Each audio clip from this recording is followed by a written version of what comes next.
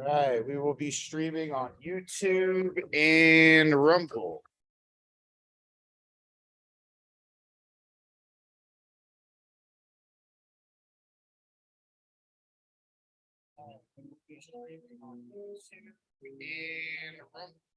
All right, guys. Tell me if you want to play some. All right, y'all. We are streaming now on multiple different platforms. We are just getting prepped for Jason of New Dimensions Crystals, y'all.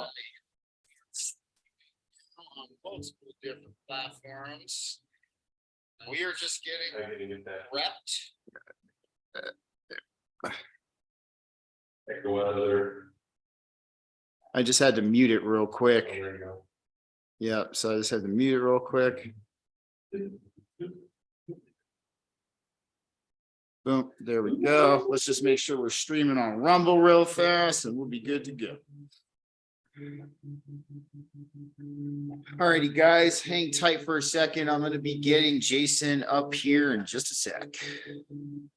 Yeah, we are live with that too right now. We are on Rumble Live. We are on YouTube Live. Here we go. So here we go. All right, I'm going to go ahead and email Mr. Jason here. Hang tight with me real quick, y'all.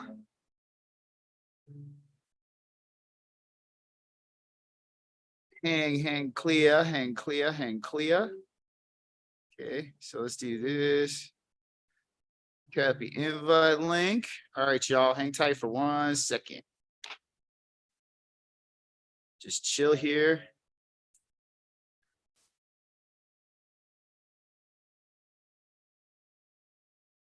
Who's a Gmail? Hit up Jason.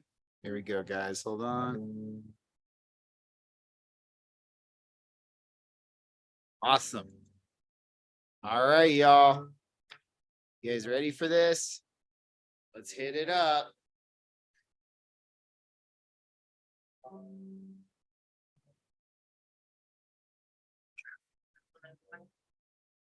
All righty, guys. I'm waiting on Jason right now. Give us a second here. Other than that, we have some music from our artist today, Mr. Joe Prastupa here.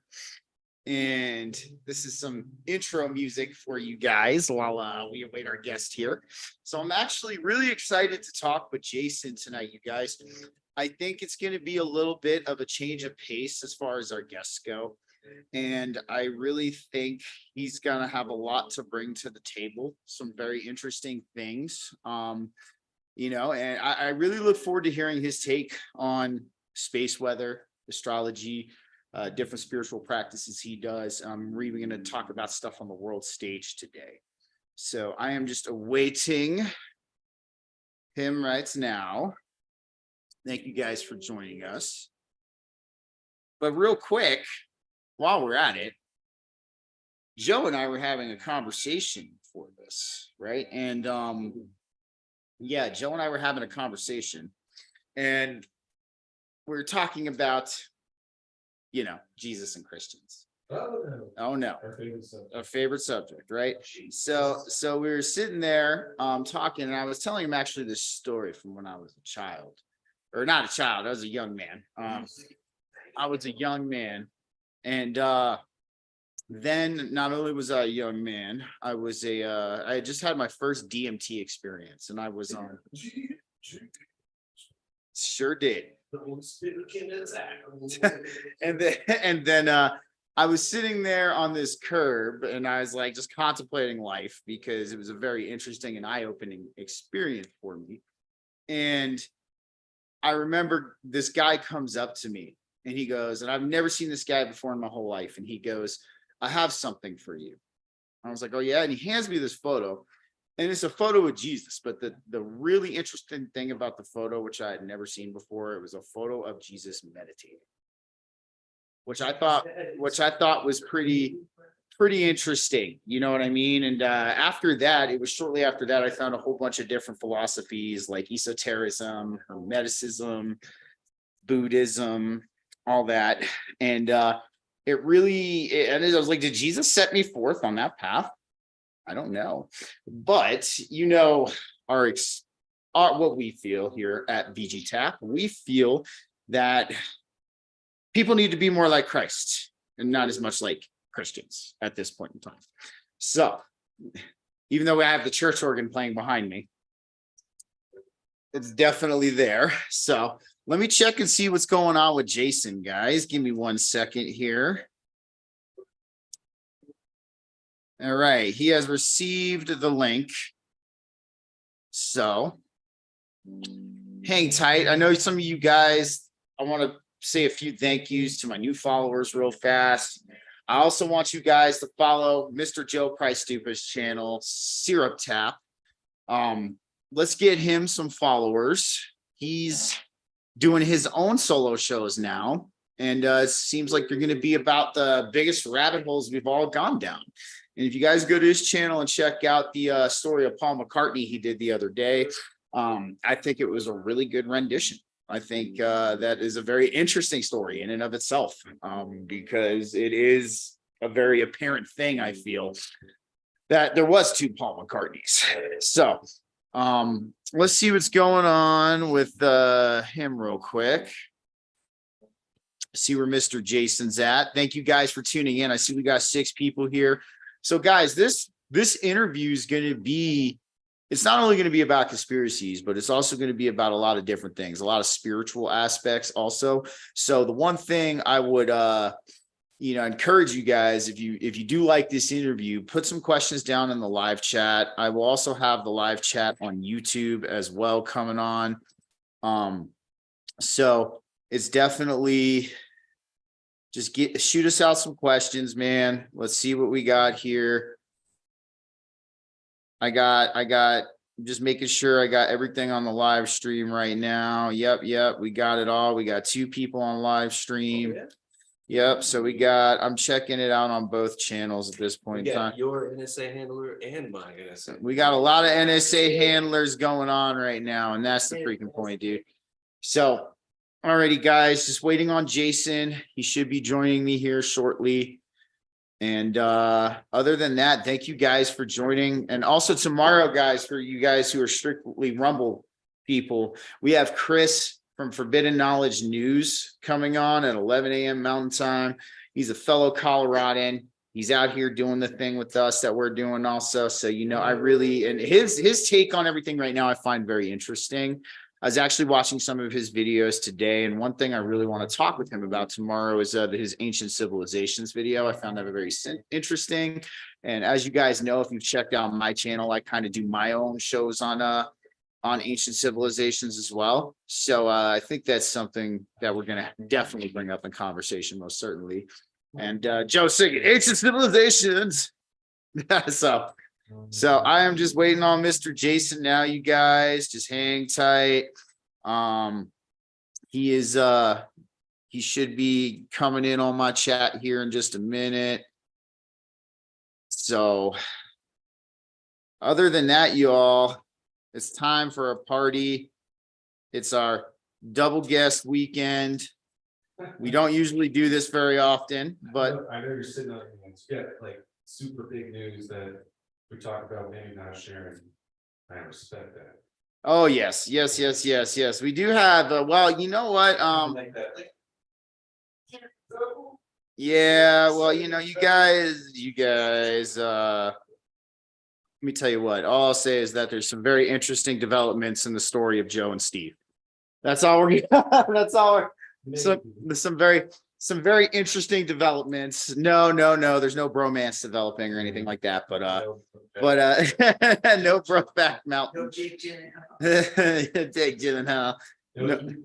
No Heath Ledger, no none of that stuff. So to get your hopes up for their sexy truck driver. Yeah, sexy truck driver, and we all know who you are. So quit playing. She might have taken on.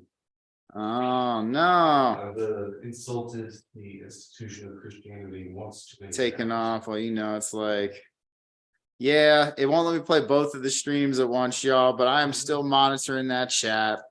Just waiting on Jason. He should be coming on shortly. Here comes Jason singing, oh, he's going. Ah.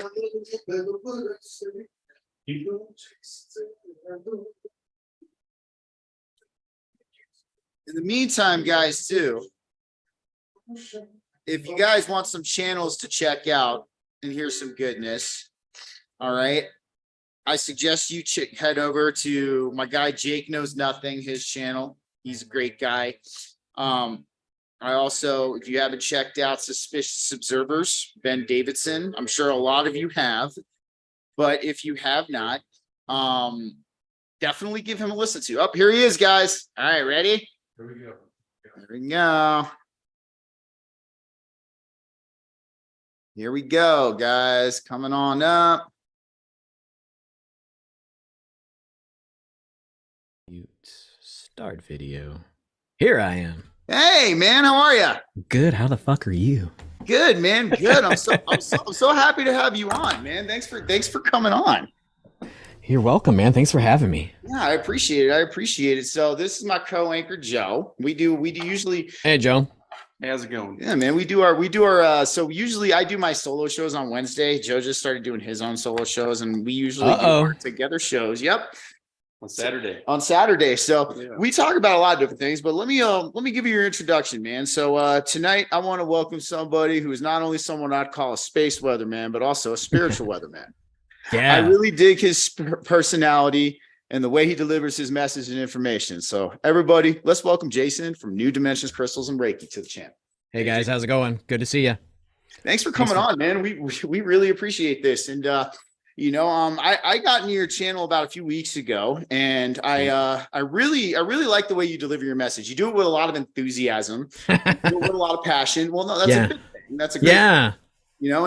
So why don't you tell us a little bit about yourself real quick and let everybody know what you do? Yeah. So, wow. I live in a small town in Texas. I grew up in a small town in Texas, but I've been around the world. So, I started my career as an adult as a Lutheran pastor, of all things. So, to be a Lutheran pastor, they make you go to lots of school. So I won't say I was well programmed, but I was definitely in the matrix.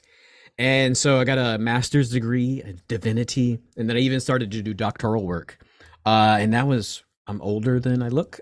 So that was probably around 1999, when I started seminary and then started working in the church around 2003. I think I served like 4 or 5 congregations. And then while I was in seminary, I also, not enlisted because I was commissioned. I was commissioned as a officer in the U.S. Air Force Reserves as a chaplain. And so that was right before 2001. And so, things sort of just got really big really quickly. I was at a solo church. Actually, my supervisor, I was training still when 9/11 happened. And so I was like, oh no, 9/11, what's this about? But I'd already started to see a little bit through the veil and do some things like that. And so I spent about 10, 12 years in the church, not that long in the Air Force, and ended up leaving the church in 2013. But I was always a meditator in the church. So I was a spiritual guy. I was an odd cat. So people would always wonder what was going on with Jason, because Jason was a little bit different and didn't necessarily like authority. How about that? That's a good word. I know that is. And so that always caused me to clash with the authorities. And when I left in 2013, 2014, it was really when I started to deepen my understanding of meditation. I ran into a guy at a rock shop. And why was I in a rock shop? Why was I in a rock shop? But I ran into a guy in a rock shop, and he was from India. And his dad was a Baha'i priest, and he had been into meditation and basically sold all his factories and then went into the mountains and started to meditate and found gurus up in the mountains. And he's like, hey, man, I could teach you to meditate. I'm like, sounds good. So we meditated for a better part of a year at my congregation. And I started to meet all these people that were spiritually awakened, spiritually down a whole lot of different paths, and got into energy work. And so when I decided to leave, I was a candidate for really higher leadership in the church, and it didn't work out. And so I just said, hey man, I'm going to start a rock shop. So there was people that were metaphysical at the time. And Left the church in like 2013, 2014, opened my first rock shop. Um, with my eyes not so wide open, and that kind of, I don't say it failed, but definitely it got wonky, and people were just as wonky in the metaphysical world as they are in the church. Most And certainly. and so that partnership didn't work out, and I moved to Colorado in the Springs. I was there for about 3 years. Smoked a lot of dope on the side of a mountain, sold some cars, and basically, when I was on the side of the mountain smoking a lot of dope, is when I found ayahuasca, and so psychedelics, Very interesting.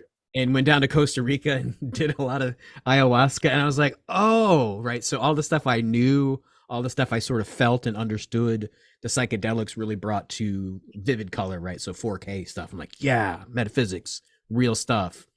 And then got growed up, had a baby, got pregnant actually, came down back to Texas and had the baby. And so I'm a father now. So that really sort of made me really grab a hold of my life in the reins and not just passively be what I am. And so opened the rock shop 2019, November, right before the pandemic, as it were, and survived the pandemic. I only closed for 15 days to slow the spread, and then I was open day 16. Weren't a lot of people in town coming to visit, but I was open nonetheless. And so sort of, went through that way, and sort of found my way into a wide variety of spirituality. So I would say that I've read a lot of stuff on meditation and Hinduism. Obviously, I'm well trained in Western spirituality, the Christian church, early church fathers, all the conspiratorial stuff about how the Bible, what the scripture is, what it really means, all that fun stuff. And then also rocks in general and how they sort of work. In the midst of that, you get into secret space program stuff and, of course, solar weather. And really, when you understand the science of solar weather, which y'all guys know, because that's how you found me, because we love Ben. And we love Ben. Ben's brilliant. And so I started watching him like really when I was questioning like what was happening. And I was really excited about 2012. I thought something spiritual was going to happen. Really hope Jesus would come back. That didn't happen. But I had read up on Celestine prophecies and stuff like that. And I'm like, yeah, man, this is going to happen. And so I started to watch Ben and Suspicious Observers, and really the idea that solar happenings govern all of religion and spirituality, right? They're all sun worshiping, right? Even when you get into like the ancient Aztecs and Mayans, right? They're about we're apparently either entering the fifth or the sixth sun. Right, so it's a whole rebirth, and then we got the grand solar years and the Kali Yuga and the grand cycles, which is astrology.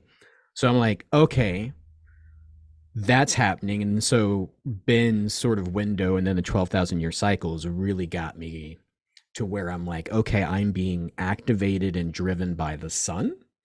So where or what comes through the sun, who knows? But in a science way, I think it's really sort of governed a lot of what's going on in my mind about, hey, what do I counsel people on?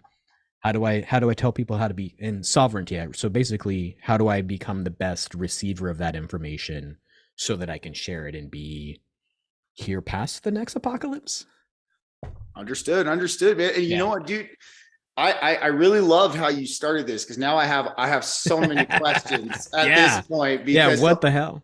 So my first question is this, so what actually was a deciding factor in what made you leave the church? Did you have like some kind of spirit? Did you have a realization? Was it like, a certain instance, or like what was really the deciding factor? Yeah. So the deciding factor was that I ran against a sitting bishop for bishop, and I did not win. And then it was conflictual from there on. And I, rather than endure the politics of the church, like I could have started a rogue church, I could have yada, yada, yada. But basically we had a come to Jesus meeting, which was really, hey, I'm in charge of you and I don't want you in my church anymore. And I said, sweet, I'm ready to leave. And he didn't believe it. And so, yeah, we had a really quick ending, right? It wasn't necessarily a political or even an ideological thing. It was really, the church was not what I signed up to be, right?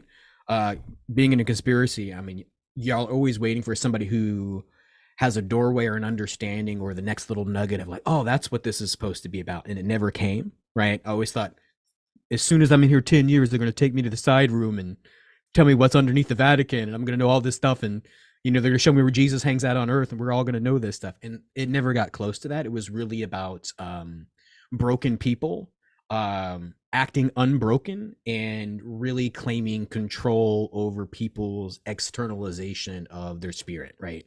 And so the church wasn't trying to make anybody better. It was trying to say monopolize their longing for being better, but never helping them get that way, right? Believe these certain things, show up here and give us money. And so I think it was really a clash of, they're not going to let me lead this thing or drive this truck, and they want me gone. I might as well just leave. So I left. And the Lutheran church, the way it's set up, I had a little bit of a retirement account built up. So it's not like I was like destitute afterwards.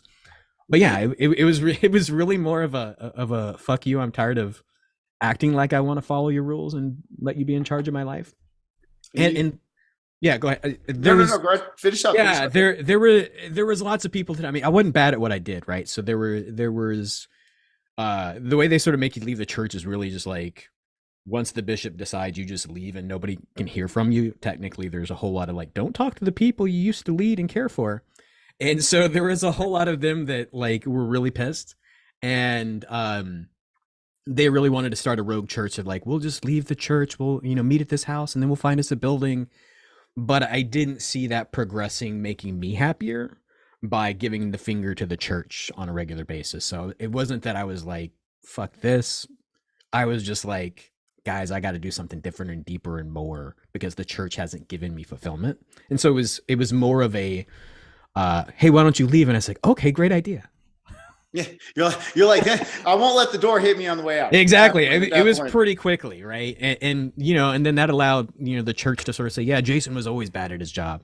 Okay, every congregation I had, I grew, increased giving, increased attendance, yada yada yada. So it's not like I was bad at my job. I was done. I think just it's very cool how Jesus included in his special pamphlet called the New Testament Yeah. some stuff about the Pharisees and the Sadducees. Yeah. Just so that we know how to recognize the church when we see it. Like, oh, he had to deal with the same fuckers. Yeah, right. You know what I mean? Like, yeah, it was all about policy and limited interpretation, right? The thing that always got me is that the scripture is quite clear in the Old and the New Testament that there's going to continue to be revelations, right? God is going to continue to uncover something, and it's going to come through regular people. well, you know how Jesus spent a lot of time like fundraising for buildings and things. Exactly. Like, we got a right? new building project coming up. People pass the plate around, and because we got to build this new temple. Exactly. Right? When you start building the new temples is when you need to get the fuck out of there. And like literally, it's a statistic of like about 80-90% of people, when they're done with the church, they build something and they leave. Like, and so that's what pastors do. Like, oh man, they don't like me anymore. Let's build something. They build it and then they're gone. Where'd that guy go? Well, he's in the concrete. Exactly. We buried that guy under here. This cost a lot of money. Yeah. Well, one thing too, I've noticed too is like, I've seen this, and I'm sure you can resonate with this. There's a meme going around that says 10 things Jesus would not be too happy about if he were here today. Yeah. And I could think, I actually had a conversation with a pastor. So I went to, for a while, just a non-denominational church, although I'm not Christian. I enjoyed the community vibe. The church is still great for community. It's terrible for theology. It is, and I would agree. But the pastor was actually an educated guy. He studied philosophy. He wasn't just some dude up there regurgitating. Yeah. And I remember he had the question one day. He goes, how do you think Jesus would feel about everything today? And then my hand shot up, and he was like, "Oh God!" He's like, "I'm sorry, I asked." He's like, "I'm like, I think you'd be a little annoyed." Yeah. What I said. And isn't it funny how the pastors always have to toe the party line, like when it comes to something like marijuana, right? Yeah. So it's like, hey, what do you think about marijuana? Oh, it's bad. Why? Yeah. Why is it bad? Because the government says it is. Yeah. But I thought we didn't do what the government said. I thought we liked nature and the planet and the environment. Yeah. So yeah, the church and the party line is interesting, right? It's always don't really stray from the doctrine per se, because that sort of keeps us all employed, right? And so there's this fine line of, you only say what church doctrine is, because 90% of pastors, their salary depends on not pissing off everybody in the pew. Right. Okay. So Right. it's The only people paid, but republicanism, the only Christianity, right? yeah, the only people that that sort of have their check paid for like by a hierarchy is the Catholic Church, right? Mhm. Everybody else, Lutherans, Episcopalians, it's the congregational people, the congregational council, and if nobody shows up and puts money in the plate, you run out of money and they get a new pastor. Mm.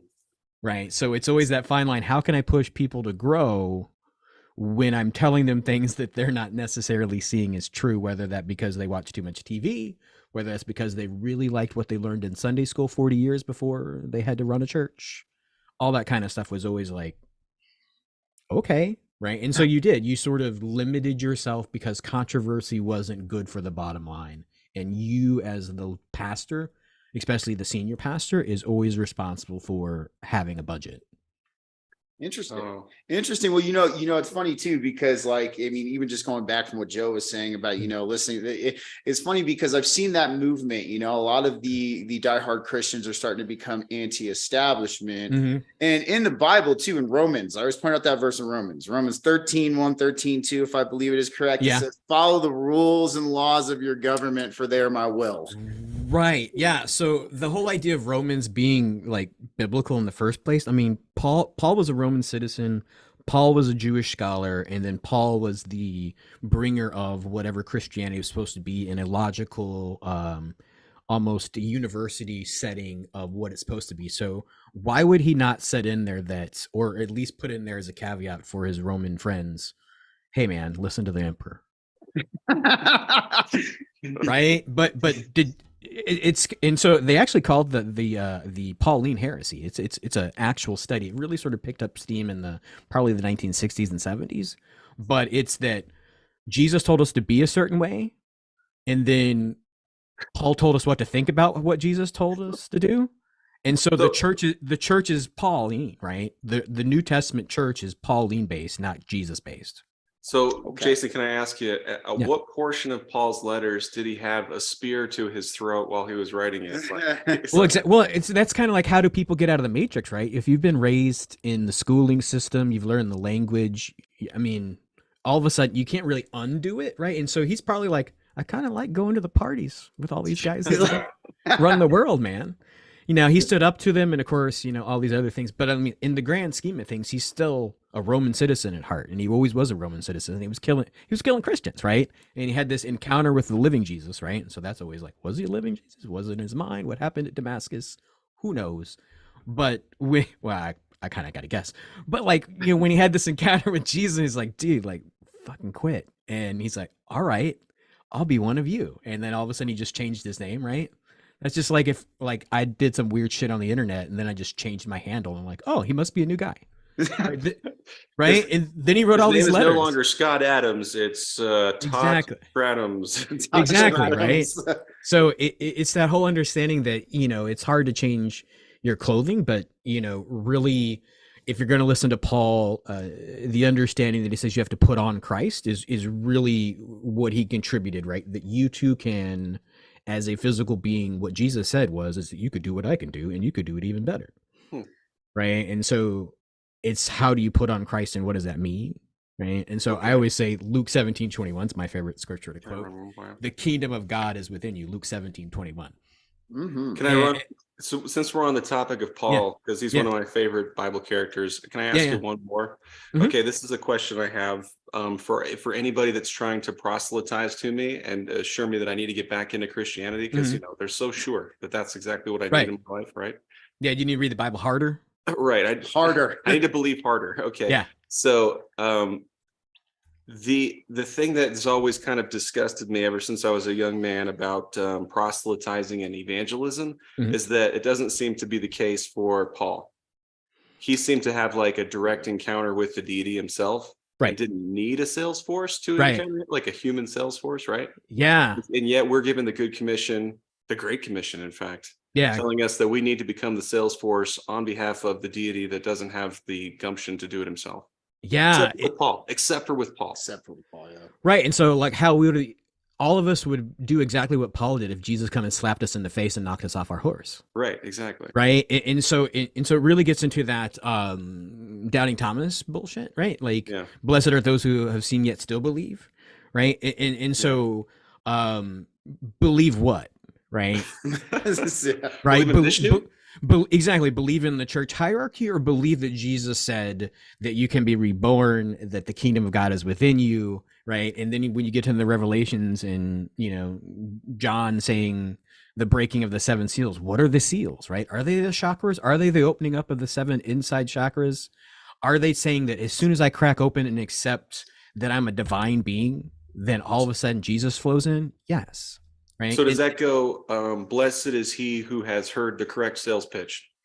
Yeah, it really is. It's like, if it doesn't hit you, then it's not going to open you, right? Yes, yeah. And it's kind of like baptism, right? And so, like Jesus' baptism, where, was Jesus a divine from birth, or did the Holy Spirit come and rest upon him at his baptism, right? So was it an activation and an awakening or an upgrade for Jesus in there, right?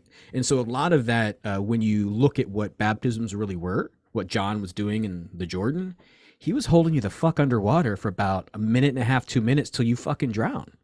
And it was usually like 5 or 10 guys, right? So you were experiencing a near-death experience, right? So all of this holotropic breath work, all this ayahuasca, right, is really a baptism, because baptism was a reset of the autonomic nervous system and a rebirth, right? And so the little splash of water we're getting, or the dunking in a pool, is not what is going to wake you up. Well, the one thing too that I find that you just talked about that I find super interesting is comparing the seven seals to the seven chakras. Yeah. I actually never looked at it that way. Now so there's a lot of people who believe, and I actually want to get your opinions on this too.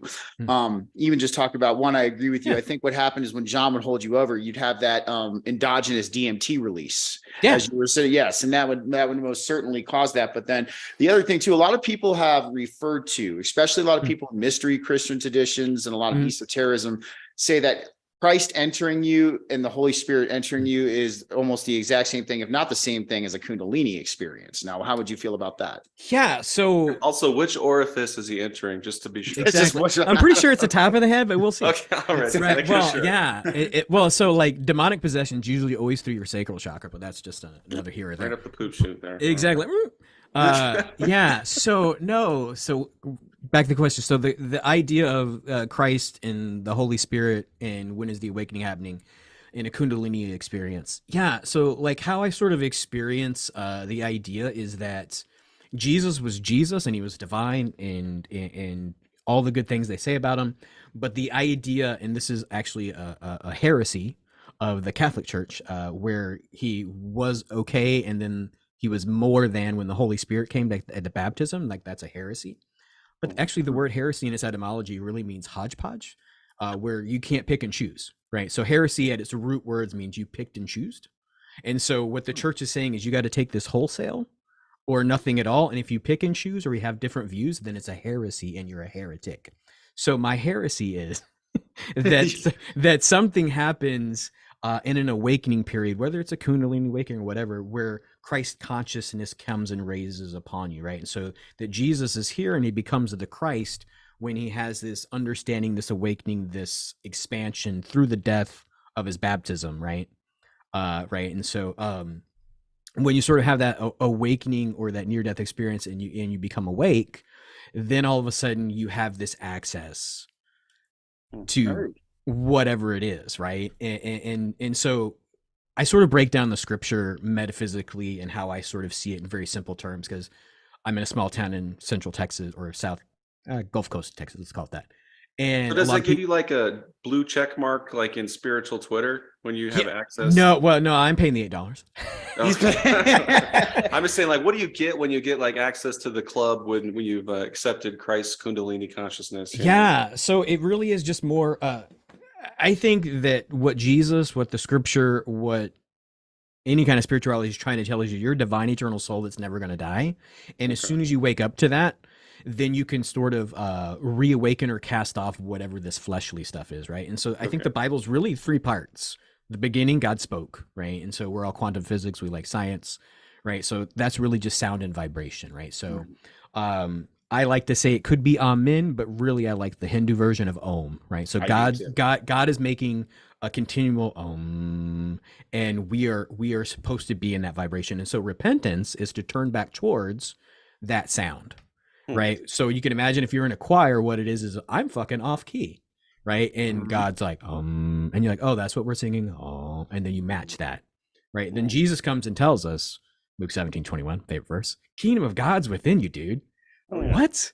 Right? And so you start to explore the kingdom of God, dreams, meditation, contemplation, psychedelics, if you feel like it, right? Baptismal experience. Like Jesus says, you should have a near-death experience, whether you choose to do that by drowning, whether you choose to do that by psychedelics, or whether it happens to you by accident. All these people that have near-death experiences can see all of a sudden, right? And then we get to the end, right? The kingdom of God will return when you open up all of these 7 chakras and they all hum with that original om, right? So it really is a self-reclamation project to say, I am a sovereign being who can activate myself and sing the song that God told me I could sing, which is just om.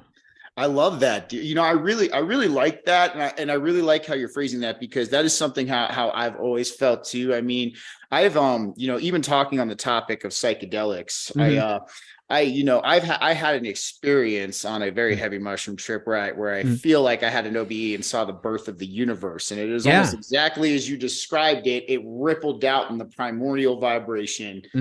And that, so I guess since we're on this topic, because I love the topic of sovereignty, and I think, you know, I've brought this up in a lot of my shows before on how it is important to be spiritually sovereign. And I guess one thing I'm going to ask you is what would you give somebody as a guideline to this activation to escaping the matrix and the simulatory reality? I mean, what would be a guideline you would give somebody? Yeah, wow, escaping the matrix, because it's always so different, right? It really happens when the matrix causes you trauma that you can't explain away, right?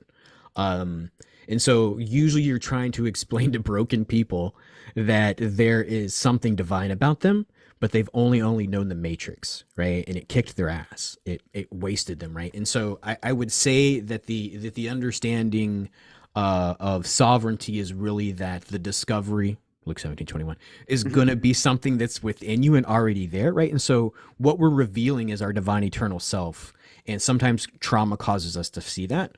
But it really is, you can't really give your power away, right? And so what I've seen most people, they're trying to give their power away to another section of the matrix, right? So the church injured me, so I'm going to go full science. The science people are governed by politics. I want to rule, so I'm going to give the government my power, right? I'm going to give my brothers and sisters power, right? So that's the whole camaraderie of the military, sports teams and stuff like that, right? But it's always an externalization until you realize that there's an eternal light that's always dwelling in you and is more powerful than anything something outside of you can give you. It's really hard to break free from the matrix, right? And so nobody is taught that they're worth something. And I think the church really sort of undergirds that. God is greater than you, and God will come back someday, but God's not here. And you have to follow the matrix pathway as long as you can so that you don't fuck up or run off the road. And eventually, if you do it well enough or long enough, in the end, God's going to come back and give you something, or you're going to go to what they think is some kind of heaven. And I really think that getting out of the matrix is really, when do you want to stop allowing the control of your life to be outside of you, right? And that could even be like a loving relationship, right? Like, I'm in this terrible relationship and I can't leave it because, hey, we've got kids, or there's not enough money, or I'm really ugly and I'm never going to find anybody else, whatever that might be, right? You're kind of like, well, how do I break out of this? And so it really is trusting yourself. It's this leap of faith. It's like, hey, man, I'm going to take these shrooms and I'm not going to die, right? But when you do it, you're like, holy fuck, I'm the universe and I'm dead. But then you come back and you're in the body, you're like, I didn't die, right? Yep. So it's that how can I understand that I can never die? And, you know, I agree with you. And, you know, as somebody, and it was really cool when you brought up ayahuasca, because I've had a collection of 30 DMT experiences. I have never had the chance to try ayahuasca yet. I hope one day I can. Yeah. And so you did like straight DMT, like straight shatter DMT, or something like that? Yeah. Like Yeah. So, Yeah. smokable form. Yeah. And then, so I actually, I want to tell you about my last experience. I want to hear what you Yeah. think about this. It was actually the most profound one I've ever had. And this is kind of, I think I've had, I guess you could say 29 things that I thought were a true baptism. And then this one was the final one. And then I guess why I'm bringing it up is it relates to understanding and realizing your totality and the totality of your nature. And that is that you are an infinite divine being. So it was a different breakthrough than before. I was feeling good in my heart and my mind, and I took the hit. And then when the breakthrough started coming on, I remember thinking to myself, this is different. Something's different this time. What is different this time? And then all of a sudden, reality decompartmentalized around me. And there they were, these 7 of them, 7 very tall. They looked human, and they had these serpentine belts of energy coming off of them. And I'm like sitting there looking at them, and I'm in this astonishment, like this pure astonishment at this point. And I feel like what it feels like is water dripping on me. And I'm like, where's this water coming from? And then when I say telepathy, I use that term loosely. It's in your chest. Right. And you feel what they're saying too, like emotionally. It's very, it's something else. And then, so they go, the water is a medium between dimensions. This is how we could come to you and we could talk to you. And then they're like, come with us. And so they took me to this place. It was a realm. It had these giant crystalline cities, these beautiful grass. And they called it the true Garden of Eden. And I remember I was sitting there, dude, there was human life from all over the universe there. There was, and that's what really right then and there, that solidified me that humans are a universal species. They have to be. We're on more than one planet. Yeah. Yes. And then I remember I was sitting there looking upon it all, like smiling, and they looked at me and they go, Stephen, don't you remember? And I'm like, remember what? And they're like, you are one of us. We sent you back. You chose to go back as well to help facilitate down there. We sent a lot of you back there. And they go, but don't worry, when you're done there, this is where you're coming back to when you pass. And I remember it was like this merging of consciousnesses that occurred, like, who I am in this right here, and then what I am outside of that. Who you've always been. That what I've always been. Yes. And then before the whole experience ended, I remember they took me around and they showed me exactly how fabricated this reality is. And I remember that was an astonishing thing to me too, because I believed it was fabricated. I always had, but then when I saw the extent of it, I was like, holy shit, back to the drawing board. I mean, like it's definitely. So I'm just curious. So have you ever had like a really truly pivotal ayahuasca experience or something like that? It's you know how when you have like your neural net rewired by psychedelics, right? It's like you can access and go back to the times that you're having those things, and it's just really available information. But I've also had, since the work I do is so numinous, so spiritual, right? It all sort of blends together because I was kind of walking in that realm already. I don't want to call myself a clairvoyant. I'm more of a clairsentient and a clairgnostic, so I just know shit for no reason. And so, like the idea of the spirit and the ayahuasca stuff of really sort of transforming me, it really was, I would say similar to you, showing me the matrix of how it had me, right? And so that would have been in the form of what I experienced is neglect and childhood trauma, which I didn't have it. I had both parents that were around till I was in my 30s. Right. So it wasn't like I had any neglect and they didn't hate me. They didn't beat me, none of that stuff. But it was this understanding that I wasn't known, but it's because I wasn't known as my interdimensional, never dying self. Right. And so I always felt isolated, that like, hey guys, there's some shit going on, don't you know? And you couldn't talk about your parents, or you didn't think you could talk to about your parents. And so I had this really pivotal moment where I'm doing ayahuasca, and I think it was probably my first or second ceremony that I'd done ayahuasca. And I'm like, me-size, standing in my mom's womb going, what the fuck? Right? Like, it's like I'm in this like little bubble, like, oh, there's a screen. I was like, in this little bubble. And I'm like, I can't get out. What the fuck is this? And, it's this sort of argument that's happening outside of the womb. And I don't know, it could have been my parents, could have been somebody, but it's this sort of thing like, hey, I'm a fully formed being in the womb. Right? And so that sort of gave me this understanding like, oh, I wasn't a weird kid. I was just a fucking adult in a kid's body, wondering why the adults didn't know what the fuck was going on. Right. And so in that sense, it sort of gave me this freedom of, I'm the normal one, not the weird one. right? And then how could I wake up other people to this thing that this really is a temporary thing? And this is where I sort of get on Paul, right? Let's go back to Paul, where he put on Christ, right? That we've put on this thing, and we've called it Jason, right? But we sort of gave it a name to hint that, this is something different going on. What does Jason mean? Jason means healer. Why the fuck do we have the name Jason? Because of Greek mythology, Jason and the Argonauts. What was he fucking seeking? The golden fleece, which is the higher mind, which is the Christ consciousness, which is how did he get there? Because he had Orpheus, which played music, which means you get the right fucking vibe and you can get past all the things and find this consciousness. I'm like, okay. And like literally this all happened in maybe 30 seconds, but it feels like, how it is. Yeah. When you're in psychedelics, it's like days and you're like, oh. Eternities. I see, right? And so like I was freaking out and then not freaking out, but like, oh, this is great.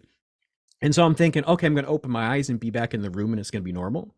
Because, it goes in, well, ayahuasca is like a 3-4 hour high, right? Sometimes 5 hours, depending on how many doses you take or sips.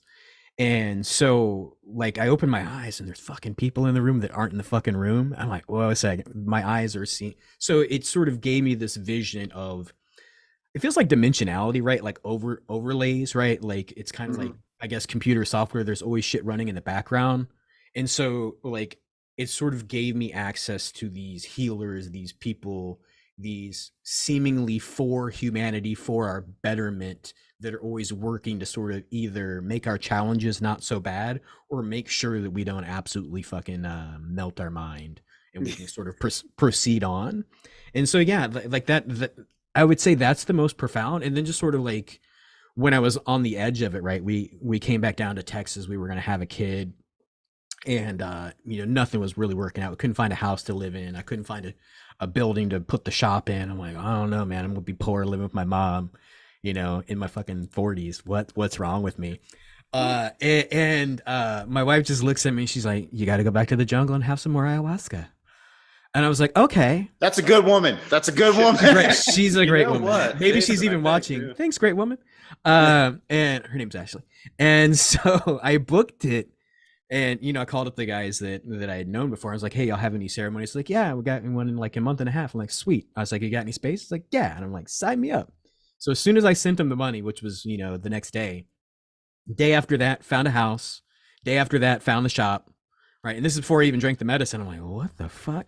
I was like, thanks, universe. And so I went and drank the medicine and then came back and I was like, okay, now I'm ready. Right. And so there was a couple more activations. I ran into like weird spiritual beings. I'd already had my kid.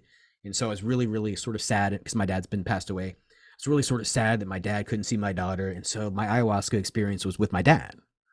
And he's like, hey, motherfucker. He's like, you don't think I saw her on this side before she fucking was born? I love that little girl. You're fucking doing great, man. It's going to be fine.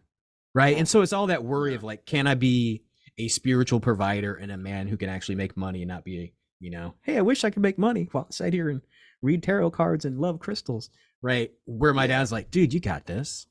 And I'm like, going, that's what I needed, right? So it was that sort of, I needed the ayahuasca so I could have the numinous experience because I could have gone to a channeler, but it's always different when it's somebody else's words. Like, your dad's telling me this. Is it? That's not how my dad talks. But this was my dad. This was almost like a Star Wars moment. Like he looked like Obi-Wan Kenobi, right? And, oh my God. He was sort of like blurry. Yeah, he's like got the little glow around him and he's kind of bluey. And I'm like, what? And like, this is all in my mind while I'm doing the ayahuasca. And then I open my eyes and he's still sitting there, right? So I'm kind of going, okay, all right. And he's like, dude, and it's since then I have, I'm in a spiritual shop. So a lot of other practitioners come in and like everybody who can see comes with like, your dad standing behind you? I'm like, yeah, back left. Yeah, and but it's interesting sort of how people's filter work, right? Usually I see him as his younger self, like when I was a little kid, like he's still, masculine and in shape. Everybody else sees him like right before he died, right? Fat and jolly and like, oh, I'm an old man and I have money. Right. And so, and it's just so funny that I sort of see him as, kind of the warrior guy. And so, yeah, ayahuasca, I would say, is definitely beneficial. I think really what it is, it's an NDE. Especially when you drink the ayahuasca, I think it's a gut death, right? I think we're made up of 3 people. We're a trinity. What? We're our mind, we're our heart, and we're our gut. And so it's a gut death, right? So which really starts to reset the human biome and sort of resets the body to sort of receive higher messages, right? And so when you can kill your gut feeling for a little while and have this expandedness, I think that's what allows you to start to open up the crown and really start to believe what your heart's telling you, your heart's longings, your heart's desires. And so, yeah, I think ayahuasca, I won't say it's necessary. Something psychedelic is necessary for people that are doubting that there is a spiritual realm, whether you want to use the word spiritual or other not here-ness realm that is available and for our good, and that, you know, whoever you want to think resides there, dead loved ones or Jesus or Buddha or aliens, right? They're there.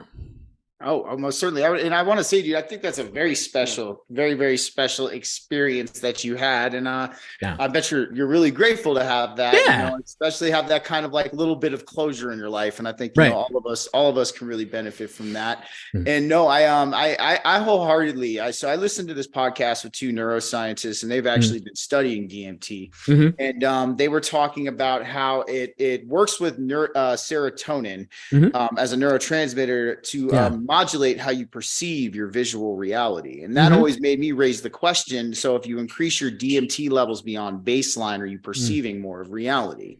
And Yeah. I find that very interesting. I think you kind of might be on that same kind of idea from the sound of it. Yeah, I think, and then especially since it rewires the brain, right? You always have access to it. So it's kind of like when you see somebody who's got a really good TV setup and you go watch a movie and the definition is just so great and the sound's so great, and then you go watch TV on your TV and you're like, this TV's shit. Right. But you can still remember how good that vision was. I think that's what ayahuasca, what DMT, what psilocybin does to the brain, that you always have access to that. Hey, there's a clearer picture and it's available when I need to see it, right? But just the knowledge that it's there sometimes makes the screen that you have to watch on a regular basis bearable. Yes. Yeah. I would wholeheartedly agree. Definitely calling it a reset. And I know a lot of people who have referred to it as a reset, you know, especially some of my close friends. So no, I agree with you there, man. So I guess another thing I want to ask you is, you know, and I've talked about this in my videos before, and I'm sure because you obviously have some spiritual practices of your own. I can tell. I'm a fellow Chi cultivator too. I do not do Reiki myself. I am certified, but I do Qigong, and I've practiced Qigong for quite some time. Do you feel there are spiritual practices that can help elevate you to that state of consciousness, to Christ consciousness, that can be achieved naturally? Yeah, you don't have to take drugs. So the easiest thing is to stop eating so much, right? Because I think you're really, when you eat too much, like the 3 meals a day or whatever it is, or even just a lot at once, I think you're really overwhelming the system of your body, and you're diverting too much chi, too much spiritual prana to doing mundane shit. And so I think when you can eat less, and that's not about even a weight thing, right? It's just don't make your body be busy all the time. I think that's the number one way to be more spiritual. Second one is breath, right? You can regulate your body. And so it's almost like you take control of your body, right? When you breathe, because it's going to be doing it on its own because your body needs oxygen. But when you start to do, whether it's a Wim Hof method or the stuff that I do here, which is elemental rhythm breath work, the very similar. So Wim Hof, and then there's holotropic breath work, which is breathing as fast as you can for like an hour and a half until you like lose your mind and like, I'm an owl, and you start flying around the room. I'm an owl, hoot hoot. Don't do that. But so really that sort of resets the parasympathetic nervous system, and all of a sudden that just takes you out of your stress thing, right? So if we're in a matrix, the matrix is designed to keep us on edge, right? And slowly draining our spiritual prana or our chi, which is why spiritual development sort of things of Qigong, Reiki, Tai Chi, all those things that sort of build up your supply, right? But the matrix is designed to have a slow leak in the yard out of your water pipes, right? It's like, why is it green over there? It's a fucking leaking prana is why, right? And so when you sort of reset that, all of a sudden your adrenaline gets to reset, and all of a sudden you're not on high anymore. And you're like, oh, this is who I am, right? And so it's almost like you finally found rest and enough sleep by breathing correctly. And so that's really easy. You can do that in 5 minutes a day. Oh God, what's the guy's name? He does these really cool podcasts, and I think he's a neuroscientist, but They've recently Huberman. There we go. Yep. Oh man. Yeah, so There you go. Huberman, like Yes. this, I think last month, said that they finally found a study where they've been studying it long enough and with real people that breath work has longer lasting effects than meditation. Meditation relaxes you while you're doing it, but doesn't really have any outside activity. But when you do breath work for 5 minutes a day, who can't fucking breathe right for 5 minutes a day? Exactly. All of a sudden you've reset your whole life and you're calm again, and that sort of gives you more autonomy, more sovereignty, right? You're not run by the matrix and the adrenaline, right? Or even sugar, right? So sometimes they say that the sugar inside of you is calling you, oh, you need more sugar or you're going to die, right? So you take control away from everything else that's competing for your soul, and you're there again, right? And I think I like his one that I think Huberman tells us in the thing is the double sigh. So it's a hold, and then one little more inhale, and then 10 seconds, and then Okay. so a controlled sigh for 5 minutes a day is going to give you a better benefit of who am I, what am I doing here, than hours of meditation. So kind of like Jim Brewer taking a hit in half baked, just like that. Yeah, it's a second one, like a little bit deeper in the lungs, buddy. Yeah, exactly like that. And I was like, Okay. it's so funny to listen to Huberman do it on his podcast, because he's like, I'm gonna do it with you. And I'm just like, I could just see him. I'm like, are you trying to get more healing, man? I was like, is your voice gonna be high when you're done doing that? Hi, everybody. Okay, can I ask you a question, Jason? Yeah. Sorry, it's a little out of left field. You brought up Wim Hof, and I'm just you seem like a smart guy. Yeah. Ironically or unironically, who's your favorite cult leader from the past 100 years? Cult leader from the past 100 years. Oh Yeah. man. You know, if I were gonna choose somebody I like to shit the most, Yeah. I would probably say Wayne Dyer. Oh, good one. Good Okay. one, yeah, All good one. Right, because he's just a regular fucking Joe. What is he, a cab driver or some shit before he had the spiritual awakening? And then he was just the entire erroneous time. zones? Yeah. Yeah, like, thanks, Hay House, for giving me a fucking book deal and speaking package. I'm just gonna talk shit for the rest of my life. Him or Ram Dass, Okay. right? Well, him and Deepak Chopra, they love Ram Dass, and they all kind of have the same Taoist vibe, right? Yeah, you know, like deep. It's so funny because like the guy who taught me meditation, like he Yeah. has a really, he was really disgruntled with Deepak because I think they like grew up in the same like town ish. Like, but like I think Deepak was always like a medical doctor, and like he was like a factory owner, so they were both rich. Don't get me wrong. Like I don't Yeah. hate you because you get, but like he got real pissed off because like basically what he says to me is that Deepak Chopra is just like saying what every fucking regular person who meditates knows. Yeah. Right. He's just got a neuroscience. So when you find the right vocabulary in the right audience, that's what it is. Right. So like if somebody sees us and it's the right fucking audience, we're all going to be famous. All of us, or us three. Right. And we're going to be Yeah. the next gurus. Like, I'm going to have to get me a newsboy hat and be like, just call me Wayne Dyer II. It's going to be great. Right. And so, yeah, I think that was it. When I really wanted something else to be true and was still trying to give away my sovereignty, I really wanted David Wilcock to be true. Oh, yeah. Oh, dude, David. Yeah. he was so great till he got married, and then he went off the rails during the vid. And so I'm like, all right, man. All right. He Yeah. definitely. Can you actually fill me in on a little bit of why people departed from his camp during the vid? Because I just see his stuff on Gaia, and I'm thinking like, I can tell you too. yeah, Yeah. tell me all about it. Yeah, so like I think it was really that his predictions didn't come true, right? He was like, "Hey man, I've got all this insider knowledge from the secret space program people, and Uh-huh. they're telling me what's going to happen with this vid, and the vid is blah blah blah blah blah." And then none of it fucking happened. And then like when none of it started to come true, he's like, "By the way, give me money for a fucking flying car." Yeah. Right? And so then it really became a, I won't call it rope a dope, but you know, it was like, "Hey, I'm going to give you the same information you could have got 2 books ago." And just it's kind of like let He me tell became you, John DeLorean, is what you're saying. yeah, I'm it's sorry, it's yeah, like yeah. it's like here's another, it's just like what the church came in. Let me tell you my take on the Bible and how awesome my church is, right? Oh, It's kind of like he tried to Joel Osteen the whole Yeah. secret space program UFO shit to build guys, a, He did. okay. yeah, and then you know since then a lot of his insiders have come out as, well, I didn't really have that. It was a spiritual experience, not actually me being taken in a ship kind of shit. Oh no. And Yeah, so yeah, and then he just got brokenhearted too, right? So he him and his wife got divorced during the pandemic because they were at home all the time, like fuck this shit. Tell me about it, man. I mean, and I'm not dogging on him, but that's just how I see it, right? And so like his science part where he's telling you how to meditate, how to bilocate, astral project, probably still really good information. Mhm. Just what he says that you're trying to see and who's actually helping us may or may not be the case. And Well, of I course, the agree with government's not helping us.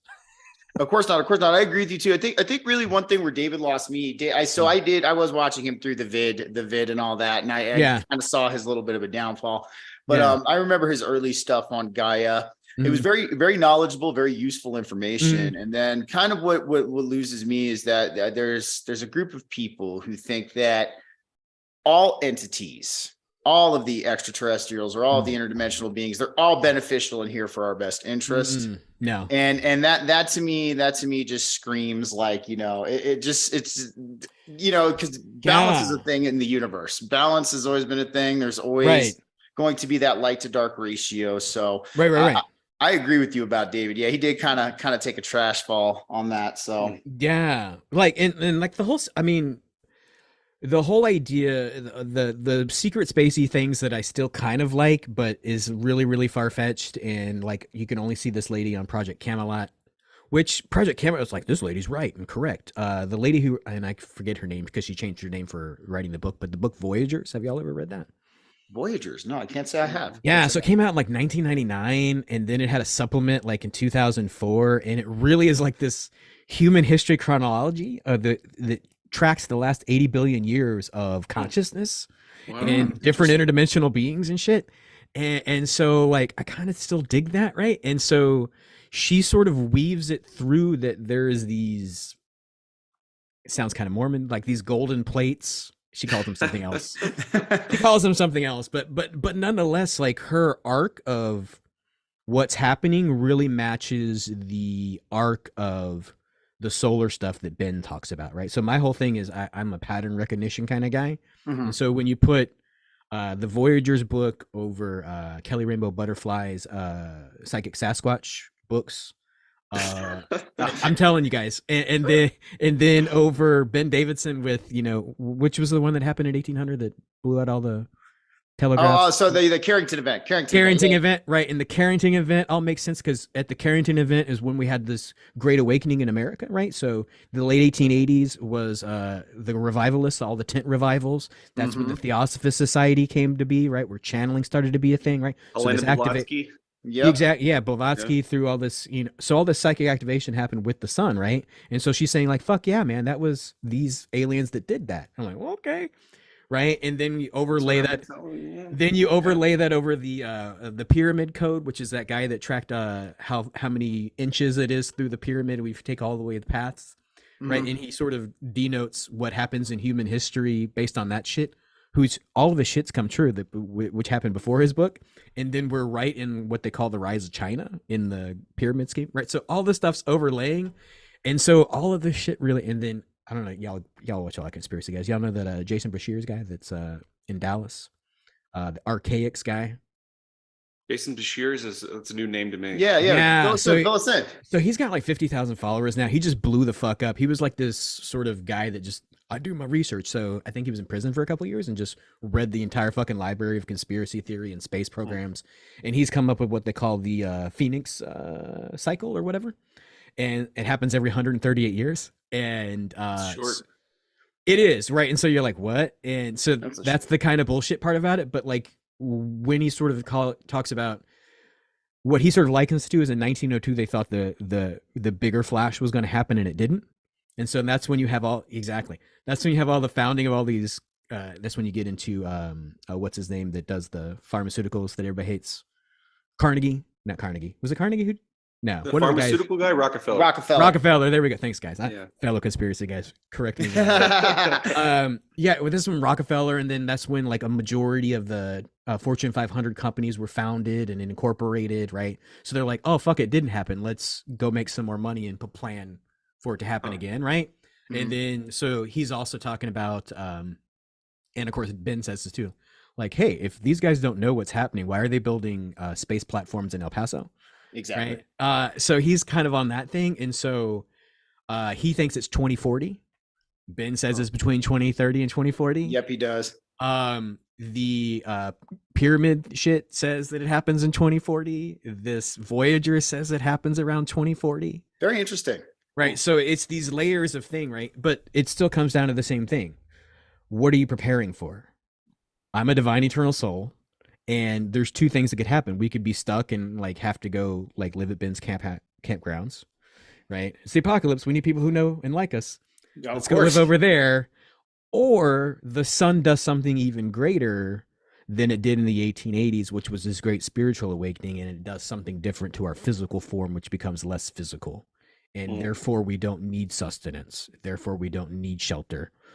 Therefore, we become more ethereal. Yeah, go right ahead. Go right ahead. So Jason, it's so funny that you use the analogy for the Mormons.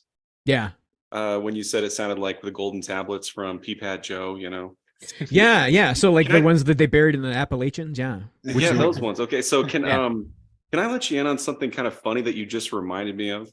Sure. I don't expect you to watch this, but I had a strange encounter with some strange folks in Philadelphia on a work trip last year, and there was this girl. It was in an insane asylum. I was in an asylum for. You were checked in, or you were visiting? I was checked in. All right, there we go. We'll get to that. We'll get to that. Yeah. You can see the whole story. What kind of podcast am I on? But one of the things that I hadn't really thought about that just struck me as a memory that you saying the golden tablets brought back was that this girl said, when they ask you what religion you are, tell them that you're Mormon. And I looked at the girl and laughed, like, okay, the only thing that's vaguely Mormon about me is that I'm somewhat polygamous. Like, right. Yeah. You know? Yeah. And I just that's laughed interesting. at her, but yeah, she Who's wanted she saying me to tell they? them. Yeah. Who's they? Like the staff? No. This is the people. Let's tell them the theory. The people that are talking to you. Yeah. So Jason, we have this theory, Joe and I, and this is based on. So this kind of ties into what he was saying, and we actually want to hear what you think too. Yeah. No. I've got all opinions. Yeah. We believe that what we're going through right now is what I would call a perfectly staged awakening.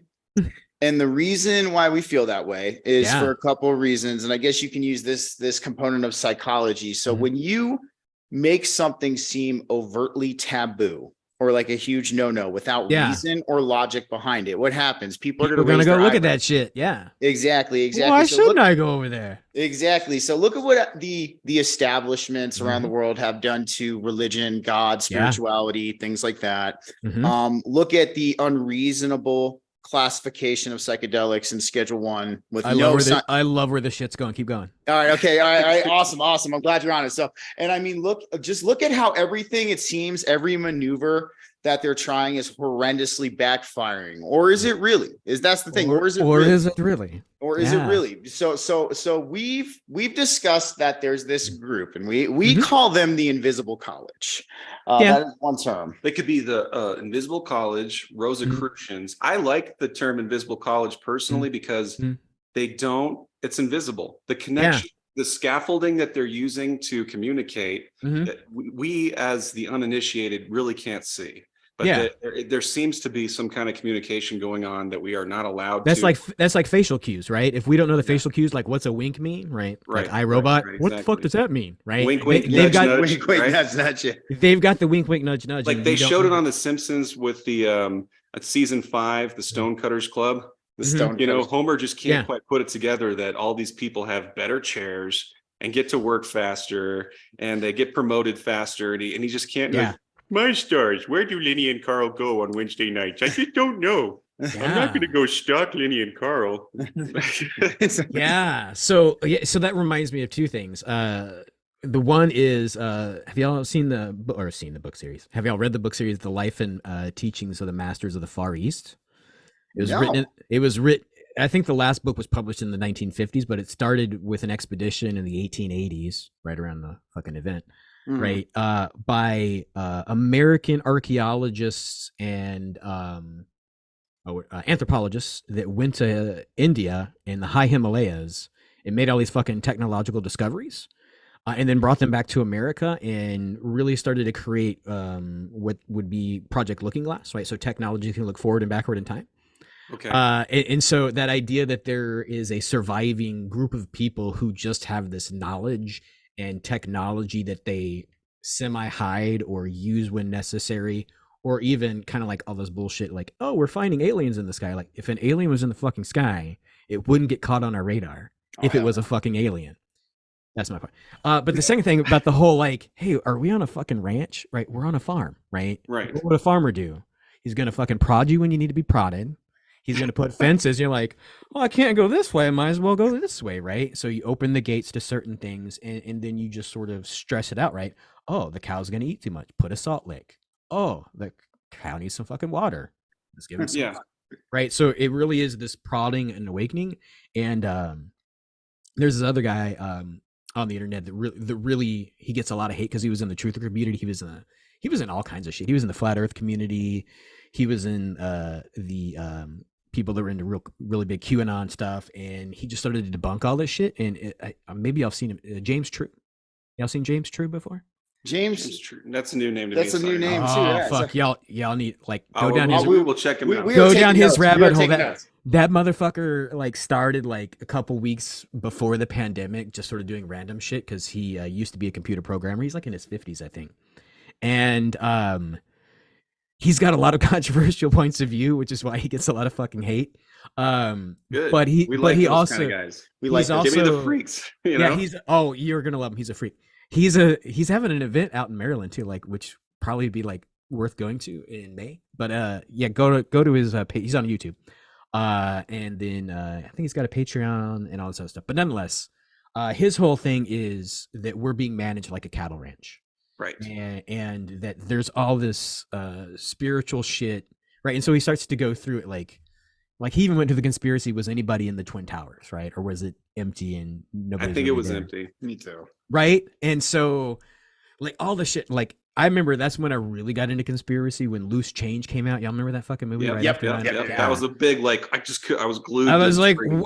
where is the plane that hit the Pentagon? Like it Yeah. blew my mind. I'm like, how did steel melt? It was really in my head. Yeah. Yeah. And so like he's gone through all that shit. And so he's so fucking learned, right? He goes, Manhattan Island is Solomon's temple. It's a checkerboard surrounded by an ocean, right? So water surrounds the ritual, right? And then you Right. get into Wiccanism and paganism where you have to circle, right? And then you square the circle. And then there's the two towers, Joachim and Boaz, right? Right. The two Oh, towers. Right. I've heard that before. Yeah. And then there's the fucking throne, which is building 7. Okay. Yep. Right. And so it's like, how perfect was it? And right. And then he sort of debunked the vid when he said, I knew we were fucked when they started with the ritual, right? They put the right. mercy ship and the whatever on either side of the country, right? So And we're the encircled by water. creepy Rothschild masks, the face diapers, you know. Right. for, Yeah. like, Well, the so it real was face. just the two Red Cross things, right? Which sort of harkens back to the Illuminati and all that other shit, right? So like you put the two towers on either side. He's like, oh, we're fixing to be the subject of a ritual. Right. And then he really starts to go down the rabbit hole that vaccines are religious, right? The first Yeah. vaccines were Yeah. to get rid of witches, right? You start Mhm. prick them, right? And then you put cow pus in there. And if it got infected, then they're a witch. And if it didn't get infected, they're not a witch. Yeah. So like really all, works. like all this shit. And so he really is in this sort of grand scheme of thing about what cycle are we on. And those guys y'all were talking about who's running the ranch, who's farming us, are so fucking far advanced. We can't see them. We don't even know what to look for. Right. Yeah. Like he's really into that. And like, yeah, like he used to have like a bi-weekly show, right? So he's got 400 episodes and he's well produced because he's good at tech. And so like, and he melts down on them. Like he left those up. Like he like had like falling out with like people in certain communities, like the flat earthers started to fuck with him and he's like fucking railed on them. Yeah. These anti-COVIDian people were like with him until he was like not with them in the way they wanted to be with him. And so they fucked him over and he just melts down on screen. It's a sight to see. He gives you some really good information that is United States specific, right? And he really goes down the Native American path and the Aztec path, but he's informed about ancient Greece, ancient Rome, right? He shits on everything, right? He shits on Secret Space Program. He shits on gematria. He shits on that guy Jason Bashir's I told y'all to watch. Yeah. Yeah, like he's like, I'm sorry I can't be these guys. And so he has usually about 5,000 viewers, but he's got like 15,000 followers. And so he's always got all these low views and never really grows his channel because he always like has these like, oh, I'm fixing to blow up. Oh, fuck that guy. I'm fixing to blow up. Fuck that guy. I think that the idea that you're touching on that we'd like to bring up, that we bring up often, is that a platform is not a chaotic thing. Like, it's not a merit-based meritocracy. No. The platform is given to you. Yes. So if you're this cat that just continuously gets 100 views or less, it's not by accident. It's because you're being shadow banned. And that's on absolutely Rumble, not on YouTube, on any platform. Right. You know, the ones that blow up you give them your power, right? You got to wait for their knowledge. You got to wait for their drop of here's some new shit. Right. The ones who are like, I just want to fucking empower you to like not be a dumbass and sort of see inside your own soul and not be taken down to the river in a van and beaten. Right. Just like, come on, man. Like, you have sovereignty. You are powerful no matter your parentage, no matter your trauma, no matter any of that shit. Like, you're still this divine eternal soul as soon as you see it. Oh, yeah. No, I totally agree. And I mean, really, that's what we're all here trying to do. Is we're trying to empower each other. We're trying to teach, get people to really understand what being spiritually sovereign means, and to kind of see things, I guess you could say, in like a non-dualistic format. You know what I mean? And that's it's either this or something else. Exactly. And we feel that's why, in essence, to conclude, I guess, the little theory we were talking about, like, there's really no enemies or heroes. There's actors and teachers. Right. Like, so that with the Hegelian dialectic, you have what is it? Hypothesis, antithesis, synthesis, or situation, reaction, result. And that people seem to, especially Christians, seem to see that as like satanic or evil. And you hear the Christians refer to the white hats are doing this. The white hats are good. The white hats are good. But then the implication that they're not even hearing when they say that is that you have the black hats, and the white hats and the black hats would be playing out this dramatic chess game for us. Right. And that the end result would be some kind of synthesis that gets us to be smarter. Yeah. Well, yeah. So like, you look at like the silent films, which always had the white hats and the black hats, right? Yeah. And then they're doing something, but then it comes to a resolution that everybody feels good about. Right. Everybody's like, what? Yeah. But here's the thing with like evil and good and bad, right? So we all came from the same source. Right. So then it's points of view of what you believe about that source and how you're going to return to it, or what that means, right? Are you the entitled person who's like, daddy's got all the money and he's the king and I'll do what the fuck I want? Or are you, daddy's the king and I should be responsible and give a shit about people and help them be just like me? Right. And then you got this whole thing, which most Christians don't like. Judas was necessary for the Bible to make sense. Or what about the book of Job? And then there's the book of Job, but then there's this, everybody wants to go cast out demons and run away from them, but Jesus sat with the fucking devil for 40 days in the desert. Yeah. He didn't smite him. He didn't kill him. He says, what are you trying to do in what matrix are you running on my people, motherfucker, is what he's really saying. Yeah. Right? And he sits there and he listens to all the shit he's tempting. He's like, this is what are people really falling for your shit, Satan? Fuck. I got a lot of work to do. Right. And so then he started his ministry, right? Because that's after all this other stuff. And who knows about, if you listen to the book Anna, the Grandmother of Jesus, which talks about what were they really planning and what was Jesus' life about and how long had he lived and how long had Mary and Mary's grandmother been alive, hundreds of years planning for Jesus to be born. Right. So they had an arc that they wanted him to work out in the matrix, and he goes, oh shit, I just spent 40 days with the devil and this matrix is fucked. I'm going to have to do something a little bit different. And he started his public ministry, right? Where he starts talking about the least of these and the kingdom of God and all this stuff. The kingdom of God has come near is what he's trying to say, right? And so this idea that kingdom of God has come near, and then you get to the end of the scripture where Jesus tells them to go meet him in the upper room. He says, go follow the water bearer, for lo, I'll be with you till the end of the age. The end of the age of the water bearer is fucking, I'll be with you till Aquarius gets here. Right. Right. So or like in the Truman Show, the Ed Harris character that's sitting up in the moon and kind of controlling things from behind the scene. He likes Truman. He wants Truman to succeed. He does, and he wants to test him to make him better. Exactly. Yeah, and I think that's really what I was talking about. Trauma wakes you up, right? What are you willing to suffer until you want to claim your sovereignty, your divinity again? Because Jesus says you were it, Buddha says you were it, Pretty sure Muhammad says you're it if the Sufis have anything to say about it. With Rumi and all the spiritual things about love and understanding and stuff like that. Um, Everybody's trying to let us know that you were fucking divine and this is a shit show. Right. Right. It's not the Truman Show. We're not being controlled by our own will. We're willingly floating on a boat which fixing to crash into the side of a wall. It's like if you're going to be Jim Carrey and you're going to just embody the spirit of Andy Kaufman for the entire shooting of Man on the Moon, you're also going to have to be Tony Clifton sometimes, you know? Yes. Exactly. And if you're going to be Jim Carrey and you're going to play the part of Joe Biden for well, and so evolution.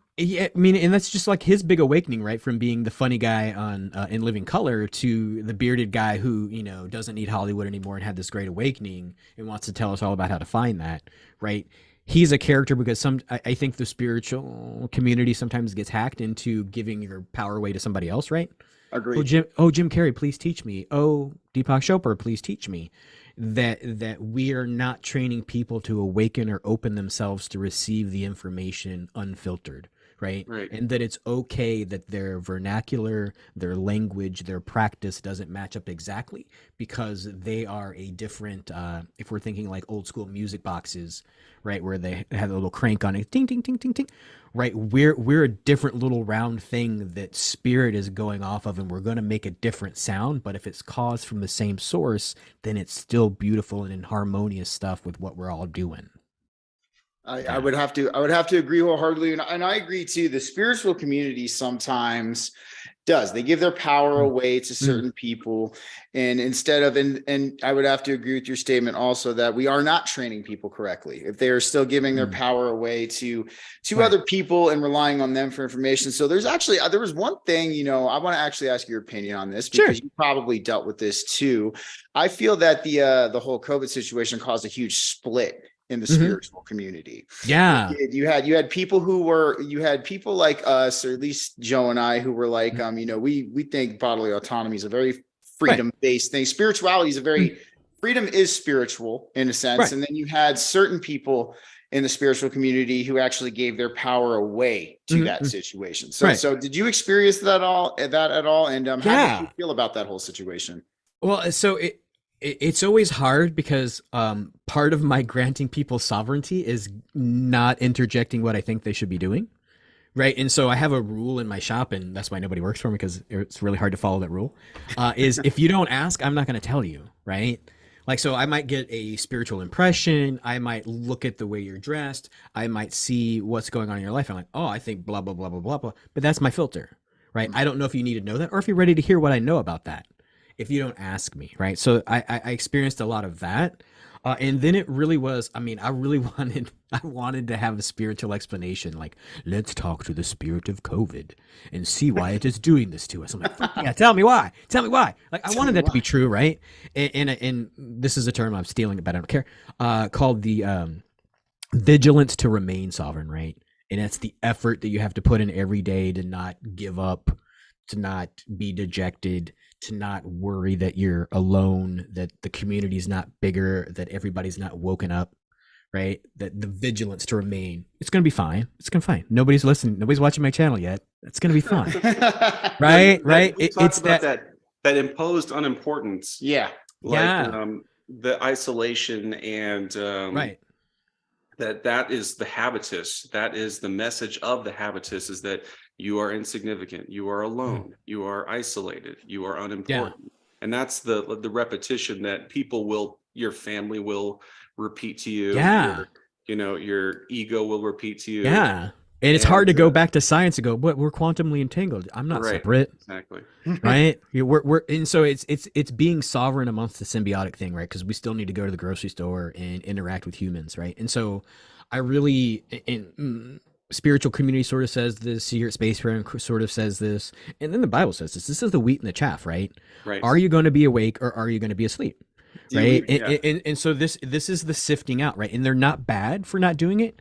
And then that sort of gets into the weird thing of like, what's the definition of soul? Are these people embodied souls, or are they AI? Are they NPCs? NPCs, what's it? Non-player, whatever. What the hell is that Characters. called? Background Characters. people. There we go. Yeah, background people, right? And so that's a good way to sort of take away our responsibility, right? Of, you know, awakening them or shepherding them or whatever. But I think the biggest thing we can do is to sing our own song in such a way that it sounds good and people want to listen. Right. And so if you're not speaking at all, that's just your vibration, right? Do people feel good when they're in your place, when they're in your house, when they watch you on TV, right? Are you generally looking at people that even absolutely disagree with you politically or theologically or spiritually and go, there's a divine soul and they're worthy of love and affection. Maybe I can't fucking give it to them because they really would rather punch me in the face than hear me, but that you're rooting for them to be that. Right. I think that's the hard part of the conspiracy community, the spiritual community, and then people that are still thinking politics is going to save us. Right. Yeah. Our vote isn't going to change our reality. Yeah, we have to change ourselves, and enough of us have to change ourselves so that the reality goes, oh, we don't fit in this bullshit anymore. No, we don't. We can be better. We can be different. And so, like, yeah, that's where, like, when is it going to happen? Is there a timeline, right? Should we move to Southern Colorado now? Should we wait till the power goes out? Is it going to flood? How do we know? All this. You know what's funny is Ben did invite us down. So when we did the podcast with him, he stayed after for 20 minutes and like chatted with us and talked with us. And so I asked him about the ranch because, you know, it was a funny story how we met. So I live in Lakewood. Joe lives in Arvada, Colorado, but Ben lives in the Springs, and he was doing a meet and greet at this pumpkin patch last October. Yeah. And I saw that advertised. Yeah. Yeah. I was like, oh shit, dude, I'm gonna go down and meet him. I said, so, you know, me and my wife, we hopped in the car, we drove down to the Springs and ended up meeting him. Ben's a great guy. Him and Kat are great people. Mm-hmm. And it was cool because we were meeting him, you know, we kind of were like hitting it off and talking. And then I was talking to him about Joe Rogan's podcast. And I was like, yeah, I saw you were trying to get on Rogan. And he goes, yeah. And he was explaining to me certain things. And I said, and this is before I had revamped this podcast. I was like, you know, I had one. I'm thinking about bringing it back. And he like looked at me dead ass serious and goes, I'll get on. And I was like, I was like, well, I guess the fire's lit under my ass at this point. Right. And then, 500,000 guy follower wants you to on your podcast. Like, yes, sir. Yes, sir. I'm getting it started right now. But then, he sat and talked with us, and he invited us down there. He's like, yeah, when the ranch is done, we're going to have RVs there. And he goes, if you guys don't have RVs, you can borrow 2 of ours. And like, I was like, dude, you're going like, hell yes. So yeah, like that was always our stomping ground. We always wanted to come back to like Canyon City or somewhere out there, close to Penrose where he's at. And we always just liked it better than the city. But when we lived in the Springs, we lived in Victor, which is right next to Cripple Creek. Other side of Pikes Peak. And so we lived in a little old house on top of gold mine, obviously, right? And so because the whole fucking town's a gold mine, and so that spiritual energy of gold, we were just sitting there like enjoying all that stuff. And like it really hurt us to leave, but like all our families down here, and raising a kid by herself on the side of a mountain was just like and so we got it. Well, and thank goodness we did, right? If we had made a deal to buy a psychic shop in Boulder, right? But the psychic shop was not a retail shop. It was a service oriented shop. So there was massage therapists, acupuncturists, and then Pilates or whatever. And so if we would have bought that, we'd have gone fucking bankrupt because they shut Colorado down. Yeah. Right. And so, even with all the PPE and stuff, like, oh, we'll pay your rent and whatever, that's $10,000 a month rent that we wouldn't have had. That I don't care when we had to pay it back or what the government gave us. It wasn't gonna be that much. No. And then we were full-time RVing at the time, speaking of, right? And so I think the campground that we were going to live in shut down for at least a little bit of COVID. And so we'd have been absolutely bankrupt driving back to Texas anyway. And so right at the very last minute, our house fell out of contract and we couldn't buy the business. And so we're like, sorry, lady, we can't buy this business. And then we sold the house maybe a month and a half later for all the fucking doll hairs. I was like, okay. And so I was like, so it was more money than we were going to sell it the first time, and better options and quicker sale. And we just drove down to Texas after that, sat here with my mom, and then we heard the ayahuasca story, and then we got the business and a house, and it was great. But the entire time I was sitting there so pissed off because, Boulder, you've been to Boulder. Yep. It's got such a metaphysical psychedelic community, and we had met people that were chemists and scientists that made their own stuff. Mhm. No, it's And basically all just Jews and Freemasons at this point. Sorry, like well, I don't know. I don't actually. I never asked the guy what his religion was, but I met him in the jungle doing ayahuasca, and he goes, man, you should come to my house in Boulder. I was like, okay, no, and they're soft. It's all liberals now. It's I don't it's know been what. that Yeah, way I for don't even know years. his I grew political up affiliation. there. I don't even know his political affiliation. I just know he had really, really good LSD, psilocybin, and what's the one that they put you on now when they take you to the clinic? Oh, Which is an orange ketamine. drink, I ketamine, mean, right? And love then he grew his ketamine. own weed, like apparently somewhere up in the mountains illegally. Yeah, you know how it is. And so, but nonetheless, he's like, we were sitting there, and he's like, man, he's like, this fucking ayahuasca place. This is a tourist trap, man. You want to get really high? You got to come to my house. And I'm like, and I'm just thinking, like, this is the best invitation ever. And he was into crystals and lasers and all this fun shit. And I was like, this is the best. And so, like, I called him up when because it was only a week later. I called him up like a week and a half later. Like, I'm back in town. We're gonna come to your house. And his wife's like, holy shit, nobody's ever taken him up on it. And I'm like, what?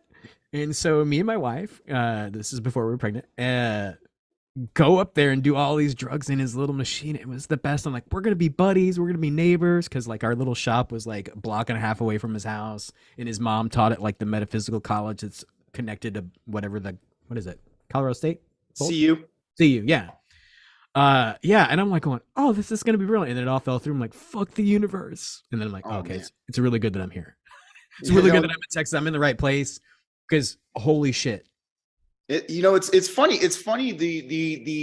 I've noticed kind of on our own. I call them our symbolic stages in life. Yeah, The things that archetypal stages. Yeah, architects. Yes, I love it. I love it. I love it. And it's amazing what you have to go through sometimes to get to where you need to be.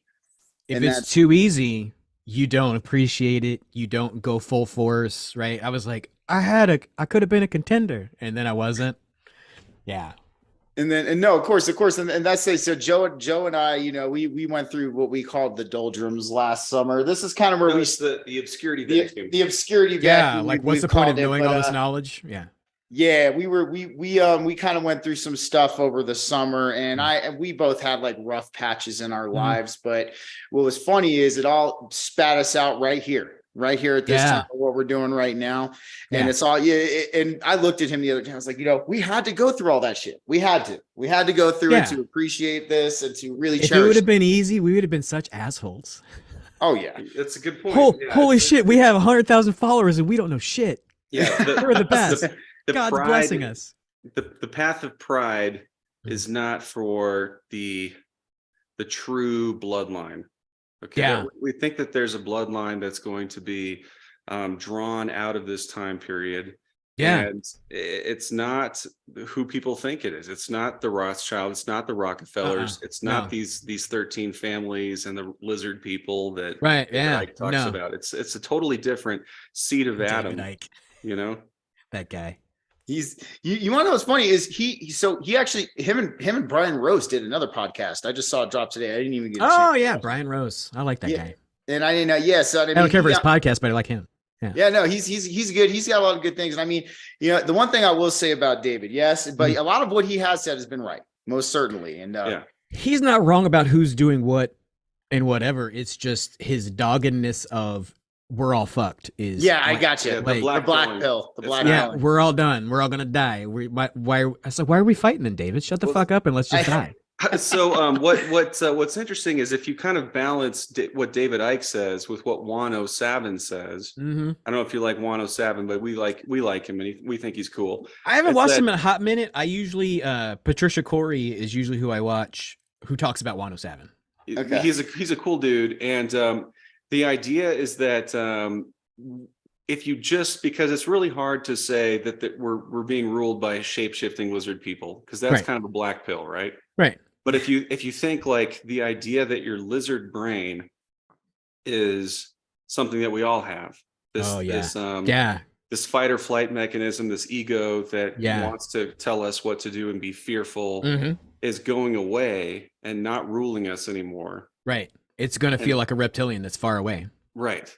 That reptilian mindset, the animalistic mindset is going away, and we're going to be moving into something more of a spiritual altruism. And if you're a good farmer, you Yeah. got to get us thinking that our reptilian brain's the devil. Otherwise, Yes. we won't ever let it go. Yeah, that reptilian in the Garden of Eden, Mm-hmm. that real worm that winds itself around the optic Yeah. nerve and translates everything that we see in terms Right. of Yeah. like, It fucks. It constricts our aperture. Right. If we're a Yes. camera lens, yeah, it's Yes, constricting our yes, yes. aperture. Yeah.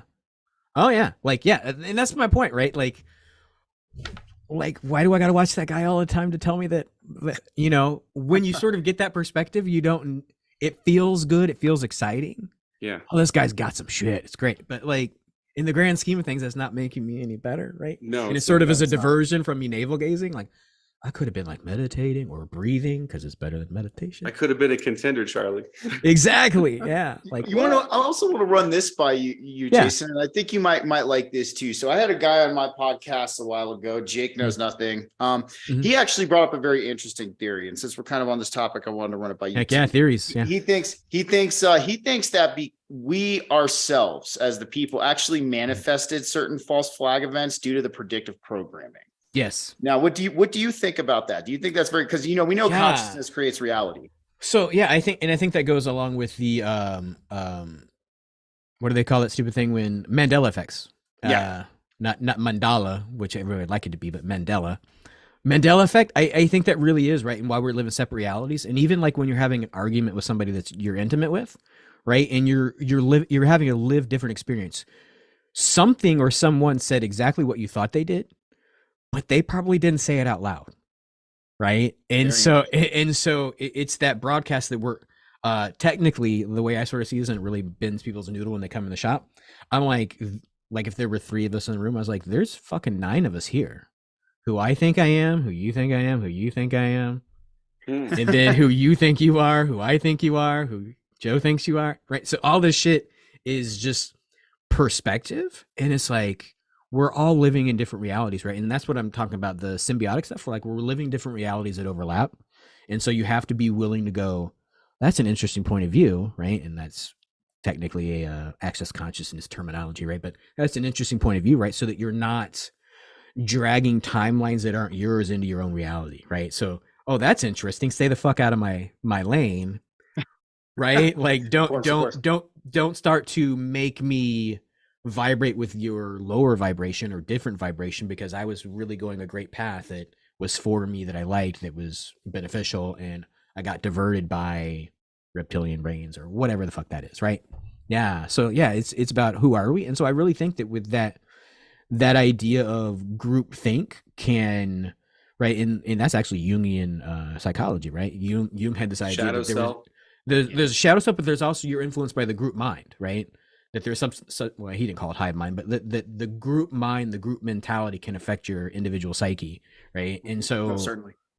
so that idea is absolutely true, right? And so that's why people that start to have these great lives and then get back on Instagram and tell you how great their fucking life is, right? Because they stopped watching the news and they live out in the forest and just collect mushrooms all day and get baked, every other day, and then microdose it when they're not baking, right? Those guys, right? Same thing, right? They're just like, they unplugged and they're like, this is fucking great. Oh, yes. I'm a sovereign person. And then they build themselves up to go into town like, I need supplies, right? And my tent broke.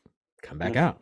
But then they get on Instagram, this is fucking great. And then they get caught back up in the matrix because people are like, let me give you lots of money to tell us about how awesome it is to not pay attention to the news or social media. Oh, Yeah. So I think that's absolutely true, that we're influenced by what we hope for and then what people tell us are possible, right? And so I think the government / social media / whatever is being broadcasted at the public has really limited us on possibility of what we are and directed us in possibility of what could save us or what's happening to us, right? Is it the sun? Is it the aliens? Is it the government? Is it the deep state? Right? And so those are narratives when you put your thought process, and maybe it is, right? You immediately go, who gives a shit if it's you should. Who gives a shit if it's the deep state? I'm sovereign. Who gives a shit if it's a virus? I can't get sick. Right. And so it really is that vigilance to remain sovereign, right? Because that takes a lot of effort. If everybody in your family, if everybody in your family, if everybody you turn on the TV, if everybody in the spiritual community is going, dude, you're fucked. It's hard to say, no, I'm not. Because then you're the weird guy. Like, I'm fine. It's fine. Everything's fine. Well, like the fucking Monty Python and the Knights of Neat, right? And when he cuts off his fucking knees and he's just sitting there, I'm fine. I'll fight you. Cuts off his other fucking leg. And then he's got to stomp. Where are you going to? We're gonna still fight, right? You look like that guy because the entire world said, dude, you can't save yourself. And it's really not that you're saving yourself, is that you're not in need of saving, right? That you're a divine eternal soul that's never gonna die, and you're here playing a role. And as soon as the lights are out, you're still that divine eternal soul. And since I do quantum healing hypnosis technique, so Dolores Cannon. Oh yeah. Awesome. Yeah. Yeah. So like I do that for people, right? So Very like cool. the idea we have this access to the subconscious or the group consciousness. We're huge Yeah. Dolores fans ourselves. Yeah, exactly. Right. And so like when you're doing that shit, you're like, guys, like you're so much more. And it freaks people the fuck out, right? Have y'all ever done it as a session? So he has, Yeah. I have Yeah. not. I have not. I want to do one now. So I got a question for you. Do you feel like you went away and then you listened to the tape afterwards and you're like, oh, that happened? Or do you feel like you were in the room when somebody else was saying shit? Well, in my particular case, my conscious mind was a party to the entire session. Right. And So that's I been didn't- my I didn't- experience. I haven't had anybody leave. Everybody's been like, am I making this shit up? Because they're sort of like sitting off to the side. It's like a parent talking about their kid to another adult, and the kid's sitting here but the words are coming out of the kid's mouth, and they're like, I was there the whole time. This doesn't seem like it worked. I'm like, no. Like you're creating your own reality with your imagination. And so this is what that looks like. And you're just going, here's how reality works. And you're like watching that shit, and it freaks people out.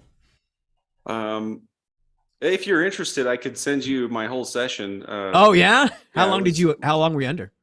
Do you know how long Uh, the session or how long the tape is of the session? The recorded portion's about 2 hours. Oh, you had a list of questions then, or what? Yeah. Would you just have a real? Okay, yeah, because usually people don't have any questions when they come to me because I haven't been doing this that long, but like nobody knows what they can ask their higher self, and so it's like this usually smaller list. So I'm like right at the recorded portions about hour and a half, yeah. So you really had some questions. I love it when people have questions, and then I don't know, but did your practitioner ask questions about themselves at the end of yours? The practitioner was Dr. Holly Duckworth out of Durango, Colorado, Aware Care, Colorado. Yeah. And I had sought her out because Yeah. Stephen actually told me I would be interested in reading the Dolores Cannon books. And Yeah. I did. I just kind of like Right. inhaled Yeah, it's several good of- shit. Yeah. It I is, like it's very good. I like her disciples books too. Like, here's everything you need to know about Atlantis, and here's everything you need to know And- about Lemuria. Exactly. Well, it was that kind of experience. So I said, well, I don't know everything about what happened to me in Philadelphia and Cleveland. So Mhm. I'd like to have my higher self weigh in on Oh. this. Yeah, when you were in the hospital. Yeah. Wow. Yeah. So That would You know what, fucking let's- that would be let's- fucking interesting to yeah. yeah. Let's tell him real quick. Let's give him a punctuated version. Let's give him an No, abbreviated. I don't want. I just whet your Yeah. appetite. Like we have. Yeah. videos where Yeah. Stephen is interviewing me about that whole It experience. was actually some of the first videos Yeah. we did. Okay. And you want to know what? And this is the one thing that I always say about him and this experience is it has never changed every time he's spoken about it. Yeah. It has there's just weird things that don't make sense about the whole thing. Like people that he's never met or never known being severely emotionally invested in him. Yeah. And that is just that's a very bizarre thing, like to experience, like if you're around people that you don't even know you never met before, but they're Right. also severely emotionally invested in you. Yeah. And that kind of like stands out. But it definitely if you have time, check it out. It's a very interesting Yeah. story. And really, I guess too, man. So I want to touch on the breathwork thing because what Yeah. you brought up is very interesting. Real quick, I actually I do cold showers and I do the Wim Hof method before I get in my cold shower because Yeah. a lot of it. So I want to know how you feel about certain Sanskrit mantras, because one thing I've noticed about certain Sanskrit mantras is they kind of do have a longer lasting effect Yeah. on I guess you could say the meditative state coming out of meditation as opposed to just being there during the meditation. So I'm a big guy on I don't know if you know what cymatics are. Yeah, with the vibration starts to turn into like a snowflake kind of shit. Yeah, Yeah, it turns it into like a geometrical pattern, and it turns it into. So, I mean, Yeah. if you look at the cymatics of the Sanskrit language, it creates this very beautiful geometry. Yeah, Om is a Sri Yantra. Yeah. Yeah, and then and so I just wanted to pick your brain on that, on what you think. I've noticed with this certain mantra I'm doing right now that it does have a longer lasting effect. It does keep me in that meditative state longer. Yeah. Do you think maybe combining it with the breathing techniques could benefit? So the original yogis, when they were doing mantras like that, they did it with a rhythm, right? And so one of the guys who easily accesses I forget the guy's name, but it's the yellow book called Breath. That's really popular. He was a reporter that he had bad asthma and he wanted to fix his breathing, and so he did all this research and he did yoga, he did science, he did Olympians and all this stuff, and so really all of the mantra oriented stuff was done in 6-second intervals, right? Okay. So you would do an inhale 6 seconds, 2, 3, 4, 5, 6, exhale, 3, 4, 5, 6. Right. And so when you do that balanced breath of 6 seconds in and 6 seconds out, all of a sudden you become receptive to the universe, and the cymatics and the rhythm of the wave of the lungs all of a sudden makes you receptive to stuff. Right. And so the rosary, Hail Mary, full of grace, blessed art thou amongst women. Right. Same thing. Om Mane Padme Hum. Right. So when you add an intention to what you're trying to receive through the breath, it is going to kick it up a notch, right? So if you're just breathing, you're going to find your own rhythm and you're going to be receptive. If you have a mantra that you're saying in those 6 seconds or whatever, if you want to do it longer, that's fine. You're going to get that better, right? Mm-hmm. Yeah. So I think it really is, and I see us existing in a sea of plasma. Mm-hmm. In that what you're doing is you are powering, or you are guiding your surfboard through that wave.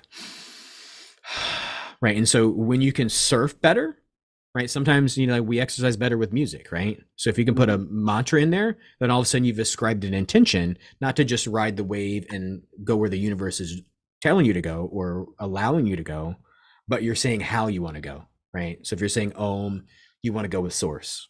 Right. If you're saying Om Mani Padme Hum, you're saying I want to go with source and humility. Right. If you're saying Hail Mary, full of grace, you're saying I want to be the vessel. Mm-hmm.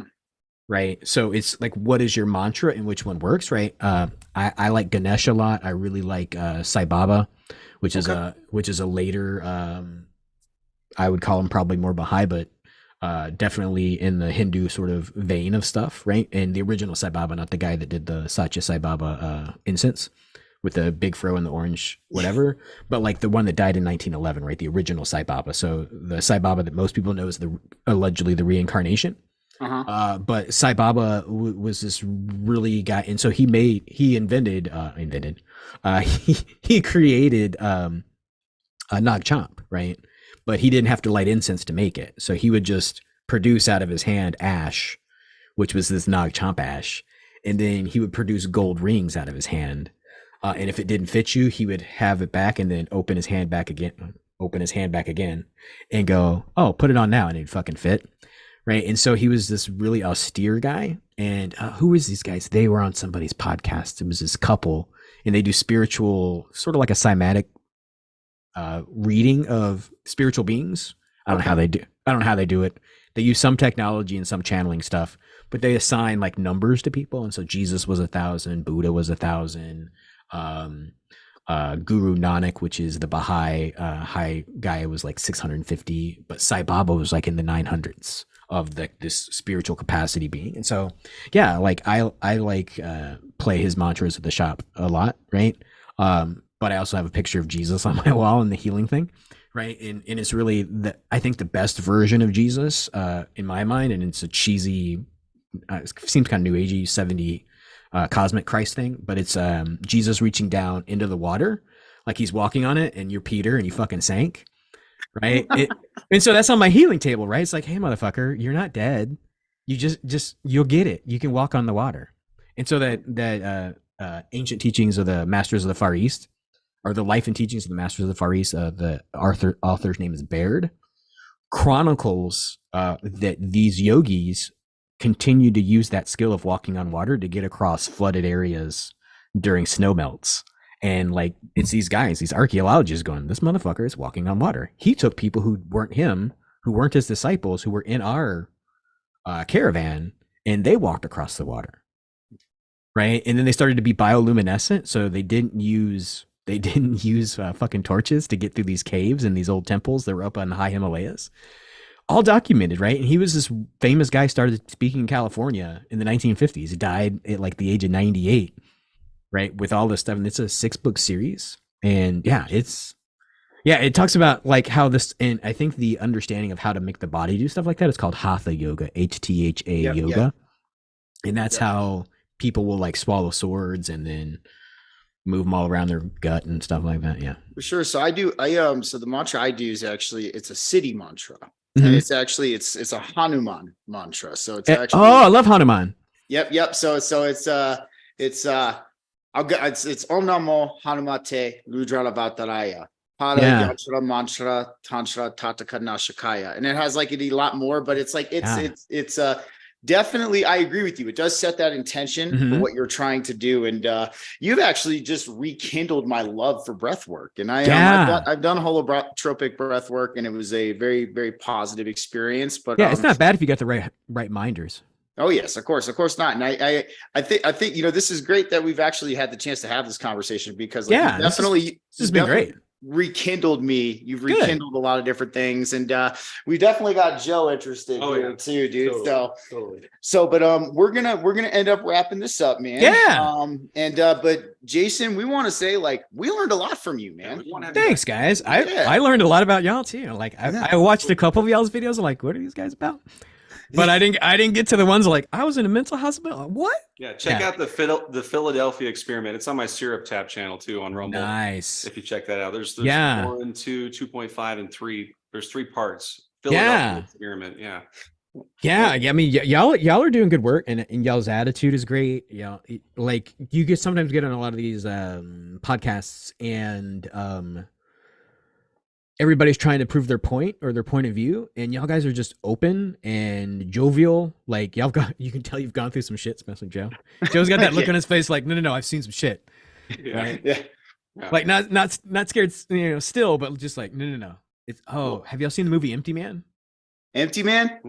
Oh, check that out. It's the Empty Man, and it's really that an intention creates this guy, and he wakes up and thinks he's 40 years old, but he's only 3 days old. And he's the intention of these people that did these mantras.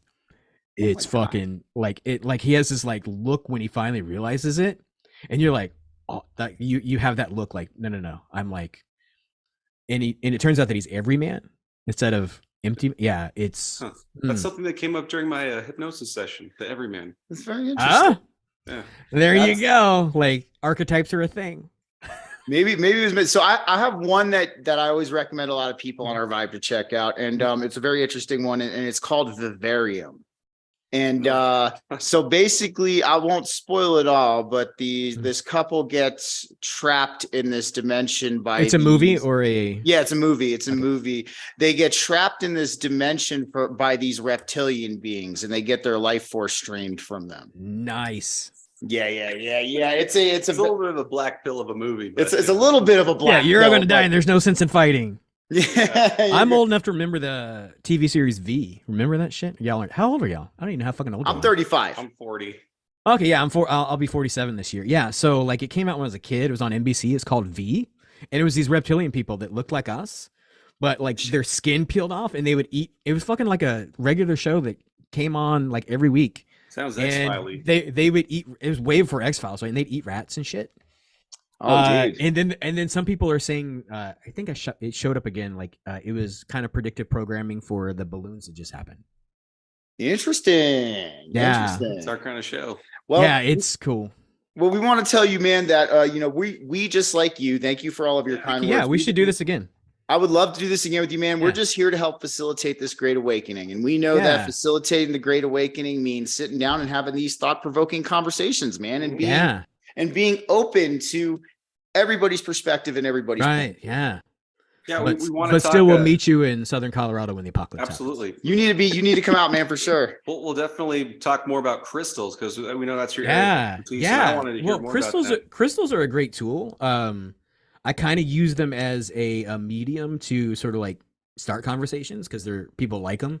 Oh yeah. But yeah, I usually come to the Denver show, which is usually in September. Yeah. So if you're gonna be so let's do this, man. When you come out here, let's We can do a rendezvous. live podcast. Yeah, Maybe I'll we be in can the do a same live room. Dude, we can do a live podcast. Not only that, I want to introduce you to my friend Josh. He actually owns a crystal store too. And Sweet. I think you two would hit it off. Like seriously. Yeah. Yeah, like you know what? The whole part about crystals is when I first started a crystal shop, I had a crystal person. She's like, she was a geologist. She's like, oh yeah, we should get this one. It does this and does that. And so I sort of learned by watching that. And now, like being the guy that fucking does the inventory, I'm like, the inventory, retail. How much should I charge for this? How much does it weigh? And so you're like pricing and weighing, and like I just want to have these conversations and be spiritual, guys. Uncut gems. I know how it is, man. Exactly. Well, Jason, let's keep in touch, man. Yeah. I'm following you, and I'm going to point people to your channel for sure. New and, Dimensions crystals. Yeah, dude, I really had a great time tonight, man. Yeah. And we definitely look forward to seeing you when you come to Colorado and having you on again sometime. And if you're down in Texas, newdimensionscrystals.com, and you can find me. And I will definitely Cool. newdimensionscrystals.com. Okay. Yep. And then I'm open. It tells you my hours, but I'm always the guy who's here. So people, that's what I was saying. I don't know if you saw my social media. I was like, hey, all the shit y'all asked me about, we're going to talk about that for about an hour or so. Come watch yeah, me. dude. Cool. And we did, man. these conversations, I've had a couple weird ones today, but yeah, even today I had some weird conversations. Like, I can't wait till tonight. Well, I'm glad we could give you a breath of fresh air, man. Yeah, and, thanks, guys. As you did too. And we wish you a good night, man. And let's stay in touch for real. All right. Many blessings, guys. Have a great night. Yeah, Set the thanks for captives coming free. on.